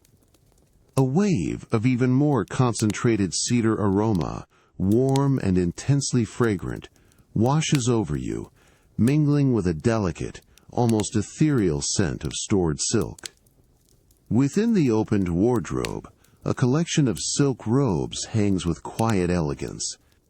Each robe, crafted from the finest, purest silk, drapes in soft, fluid folds, their surfaces catching the diffused light with a subtle, internal sheen. Their colors are muted, refined, a deep, rich indigo, a soft, shimmering silver gray, and a profound, tranquil midnight blue. The silk, even from a distance, appears incredibly soft, almost liquid, inviting touch. A faint, almost imperceptible rustle accompanies the subtle movement of the robes as the air stirs around them, a sound like dry leaves whispering. You reach out, your fingers brushing lightly against the folds of a deep indigo silk robe. The fabric feels immediately and profoundly cool, impossibly smooth and utterly weightless beneath your fingertips, a sensation of pure liquid luxury. The silk glides effortlessly against itself, creating a soft, almost inaudible hush as you separate it from its companions. You feel the delicate, almost imperceptible texture of the tightly woven fibers, a testament to its exquisite craftsmanship. The faint, clean scent of pure silk, subtly infused with the pervasive aroma of cedar, rises gently as you draw the robe forth. You carefully lift the indigo silk robe from its hanger, feeling its incredible lightness, its cool, fluid drape against your arm. The fabric flows like water, adapting to your movements with an effortless grace. The cool, fluid silk robe, its incredible lightness and smooth texture, a profound comfort in your hands, now drapes gently over your arm as you turn from the open cedar wardrobe. The rich, enveloping aroma of the aged cedar, mingled with the delicate, clean scent of silk, still perfumes the air of your dressing room, a subtle, grounding presence. The diffused morning light, soft and serene, continues to illuminate the polished limestone floor. You step from the warm, aromatic embrace of the cedar-lined dressing room, leaving the open wardrobe behind and move with unhurried grace through a wide, arched doorway. Your bare feet find the familiar, cool, smooth surface of the villa's central marble hall. The immediate sensation is one of profound coolness, a refreshing contrast to the contained warmth of the dressing room. Each silent step resonates with a faint, almost imperceptible click-clack on the expansive stretches of polished white marble, a delicate sound that quickly dissipates into the vast stillness of the hall. The air here is cool, dry, and expansive, carrying a faint, clean scent of ancient stone, subtly mingled with the distant, invigorating breath of the open sea. Your gaze drifts across the magnificent expanse of the marble floor, a gleaming canvas of white, shot through with intricate meandering veins of pale gray and subtle rose. The morning light, filtering through high, arched windows, casts long, dancing reflections across its polished surface, turning patches into shimmering pools of light that shift and undulate with an almost imperceptible rhythm. The floor feels incredibly smooth, almost silken beneath your bare feet, yet offers a firm, unyielding support. You take a slow, deliberate step, feeling the cool, solid presence of the ancient stone, its temperature consistent and comforting. You pause in the center of the hall, allowing the vastness of the space and the profound quiet to envelop you. The rhythmic murmur of the distant sea, a constant, low thrum, filters through the villa's robust walls, a soothing, continuous presence that blends seamlessly with the internal stillness. Your fingers, still holding the cool, fluid silk robe, trace the subtle, almost imperceptible texture of the fabric, feeling its lightness, its effortless drape. The cool, smooth sensation of the polished marble under your bare feet becomes the central focus, a grounding anchor in the serene calm. You observe how the light, slowly strengthening with the ascending sun, begins to reveal even more intricate patterns within the marble, tiny crystalline inclusions that sparkle faintly, almost invisibly, with an internal luminescence. A soft, almost imperceptible swish of fabric from a distant part of the hall, perhaps an attendant moving quietly between chambers, drifts through the air, a fleeting sound that quickly dissolves into the pervasive quiet. It is a gentle reminder of the villa's serene activity, a subtle pulse of life that does not disturb the profound peace. You shift your weight, feeling the cool, smooth marble adjust to the subtle pressure, its unwavering solidity, a comforting presence. The air, cool and dry, continues to carry the faint, clean scent of ancient stone, now subtly warmed by the increasing sunlight, a delicate perfume that wraps around you. You close your eyes for a moment, simply absorbing the profound coolness of the polished stone beneath your feet, feeling its unwavering, solid presence. The rhythmic murmur of the distant sea, a deep, continuous hum, and the subtle, clean scent of ancient stone invite a deep, unhurried sense of peace, a quiet settling of all thought and sensation into the serene present. The cool, smooth feel of the polished stone, a constant, grounding sensation, deepens your sense of profound calm and quiet contemplation. The cool, smooth feel of polished stone under your bare feet, a constant, grounding presence, slowly begins to absorb the last lingering warmth from your body as the deep night settles over the ancient villa. The flowing silk robe which you selected earlier now feels like an ethereal, cool whisper against your skin, its weightless fabric, a subtle caress as you move with unhurried grace.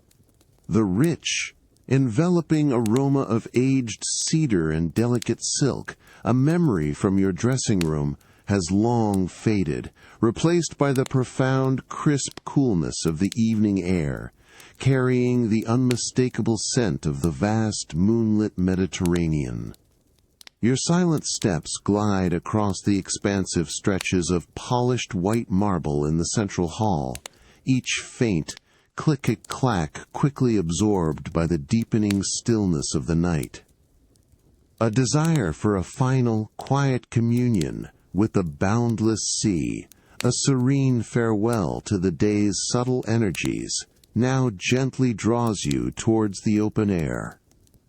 You move through a familiar, wide, arched doorway, its ancient cedar frame cool and smooth beneath your fingertips, and step onto a secluded, sea-facing balcony. The transition is immediate and profound. The night air, cool and fresh, washes over your exposed skin with a gentle, invigorating caress, subtly lifting individual strands of your hair. The sky above is a vast, inky expanse of deep velvet, studded with countless shimmering pinpricks of distant stars, each one a tiny cold diamond against the profound darkness. Below, the immense, dark surface of the Mediterranean stretches out, merging almost imperceptibly with the horizon, a boundless canvas of deep, undulating shadows and ethereal light. The rough, weathered stone of the balcony walls, cool and solid, feels enduring beneath your resting hand, its surface slightly rough to the touch, grounding you in the villa's ancient history. Your gaze drifts across the tranquil, dark expanse of water, settling on the luminous, silvery path that stretches from the distant horizon directly towards your balcony. This is the moon's reflection, a broad, shimmering ribbon of light, dancing and shifting with the subtle, slow movement of the waves. The moon itself, a perfect, serene orb of pale silver, hangs high in the velvet sky, casting its gentle, unwavering light across the entire scene. The water, where the moonlight touches it, appears like molten silver, constantly in motion, yet profoundly calm. Elsewhere, beyond the moon's direct embrace, the sea remains a deep, mysterious indigo, its surface a vast, undulating tapestry of subtle shadows and fleeting gleams. You watch how the light fragments and reforms with each gentle swell, creating intricate, ephemeral patterns that appear and disappear with a hypnotic slowness, a silent, continuous ballet of light on liquid. The rhythmic murmur of the waves, a constant, low, sure, rises from the depths below, a soothing, continuous presence that fills the vast, open space. It is a deep, resonant hum, a timeless lullaby that has echoed through these ancient stones for millennia. There are no other sounds, only the profound quiet of the night, broken solely by this gentle, persistent breath of the sea. The cool, fresh air, carrying the pure, clean scent of salt from the open water, subtly infused with a faint, almost imperceptible sweet aroma of distant, unseen, night-blooming jasmine from the garden below, wraps around you like a soft, invisible blanket. You lean gently against the cool, smooth stone balustrade, feeling its enduring presence, its surface slightly rough to the touch, grounding you in the villa's ancient history. You simply stand, enveloped by the cool night air, the rich, clean scents, and the profound rhythmic whisper of the moonlit sea. Your eyes, softened and unfocused, absorb the endless dance of light on water, allowing the timeless beauty to wash over your senses, deepening your sense of profound calm and quiet contemplation. The profound stillness of the moonlit Mediterranean holds you. You linger at the balcony's edge, letting the cool night air caress your skin, absorbing the rhythmic murmur of the waves. Deep peace guides you back towards your chamber, towards ultimate rest. You turn from the open sea, your gaze softening over the distant, shimmering path of light. The cool, fresh night air recedes as you step from the rough stone balustrade to the smooth, polished limestone floor. Each step is silent, a soft scuff that quickly dissipates. The rhythmic murmur of the waves, a constant, low, Kotstide, subtly recedes as you turn. You step into your private chamber. The air holds a subtle warmth, replacing the balcony's crisp coolness. Diffused moonlight casts serene shadows across the cool mosaic floor. The familiar, faint scent of ancient cedar and delicate silk wraps around you. Your bare feet meet the cool, smooth mosaic, offering refreshing coolness. The rhythmic murmur of the waves feels more muted now, blending with the villa's quiet. You move towards the broad bed. Its dark, polished walnut frame gleams softly in subdued moonlight. Heavy silk sheets, woven with subtle gold thread, lie in soft, inviting folds. Plump pillows, upholstered in fine linen, promise profound softness. The faint scent of clean linen, infused with dried lavender, rises gently, a calming perfume. You reach for the edge of the heavy silk sheet. Your fingers brush lightly against its smooth, cool surface, feeling its liquid drape. The silk glides effortlessly, creating a soft she as you gently pull it back. The movement is slow, deliberate, revealing the deeper, cooler layers of the bed beneath. The fine, tightly woven fibers offer almost no resistance, yielding with graceful ease. You feel the cool, dry air beneath the lifted sheet, a subtle invitation.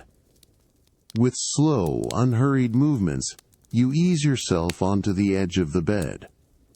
The mattress, deeply cushioned and perfectly supportive, yields gently beneath your weight, absorbing you into its comforting embrace. Your body settles with a profound, almost imperceptible sigh. You then draw the heavy silk sheets back over your form. The fabric, cool and smooth at first, quickly warms to your skin, enveloping you in its soft, luxurious embrace, a weightless, comforting pressure that melts away lingering tension. The soft whisper of the silk, as it settles around your limbs, is the only sound, a delicate, hushed lullaby. You arrange the plump pillows, guiding your head into their soft, yielding embrace. The fine linen covers, cool and smooth against your cheek, offer gentle resistance before conforming perfectly. A faint thump as your head finds its resting place, quickly absorbed by the softness. You close your eyes, allowing the last moonlight to disappear behind your eyelids, replaced by velvety darkness. The rhythmic murmur of the distant waves, a constant, low sigh, now feels closer, more intimate, a deep pulse that synchronizes with your slow, steady breath. Your body, heavy and at ease, sinks deeper into the soft, luxurious embrace of the bed. Each muscle releases its hold, surrendering to profound comfort. The cool, smooth silk, soft pressure of the pillows, and pervasive darkness combine to create a perfect cocoon of tranquility. The rhythmic sound of the waves, a gentle, continuous, the crew browl dap lap lap, begins to pull at the edges of your awareness, drawing you slowly, effortlessly, downwards. It is a soft, hypnotic rhythm, a timeless lullaby that guides your mind further from thought, deeper into profound, unburdened peace. The subtle sway of the villa, a gentle, rocking motion that mirrors the rhythm of the sea, carries you further into quiet depths. The gentle, rhythmic lap-lap-lap of the waves, a constant, soothing presence, fills the profound quiet of your chamber, inviting deep, unburdened rest.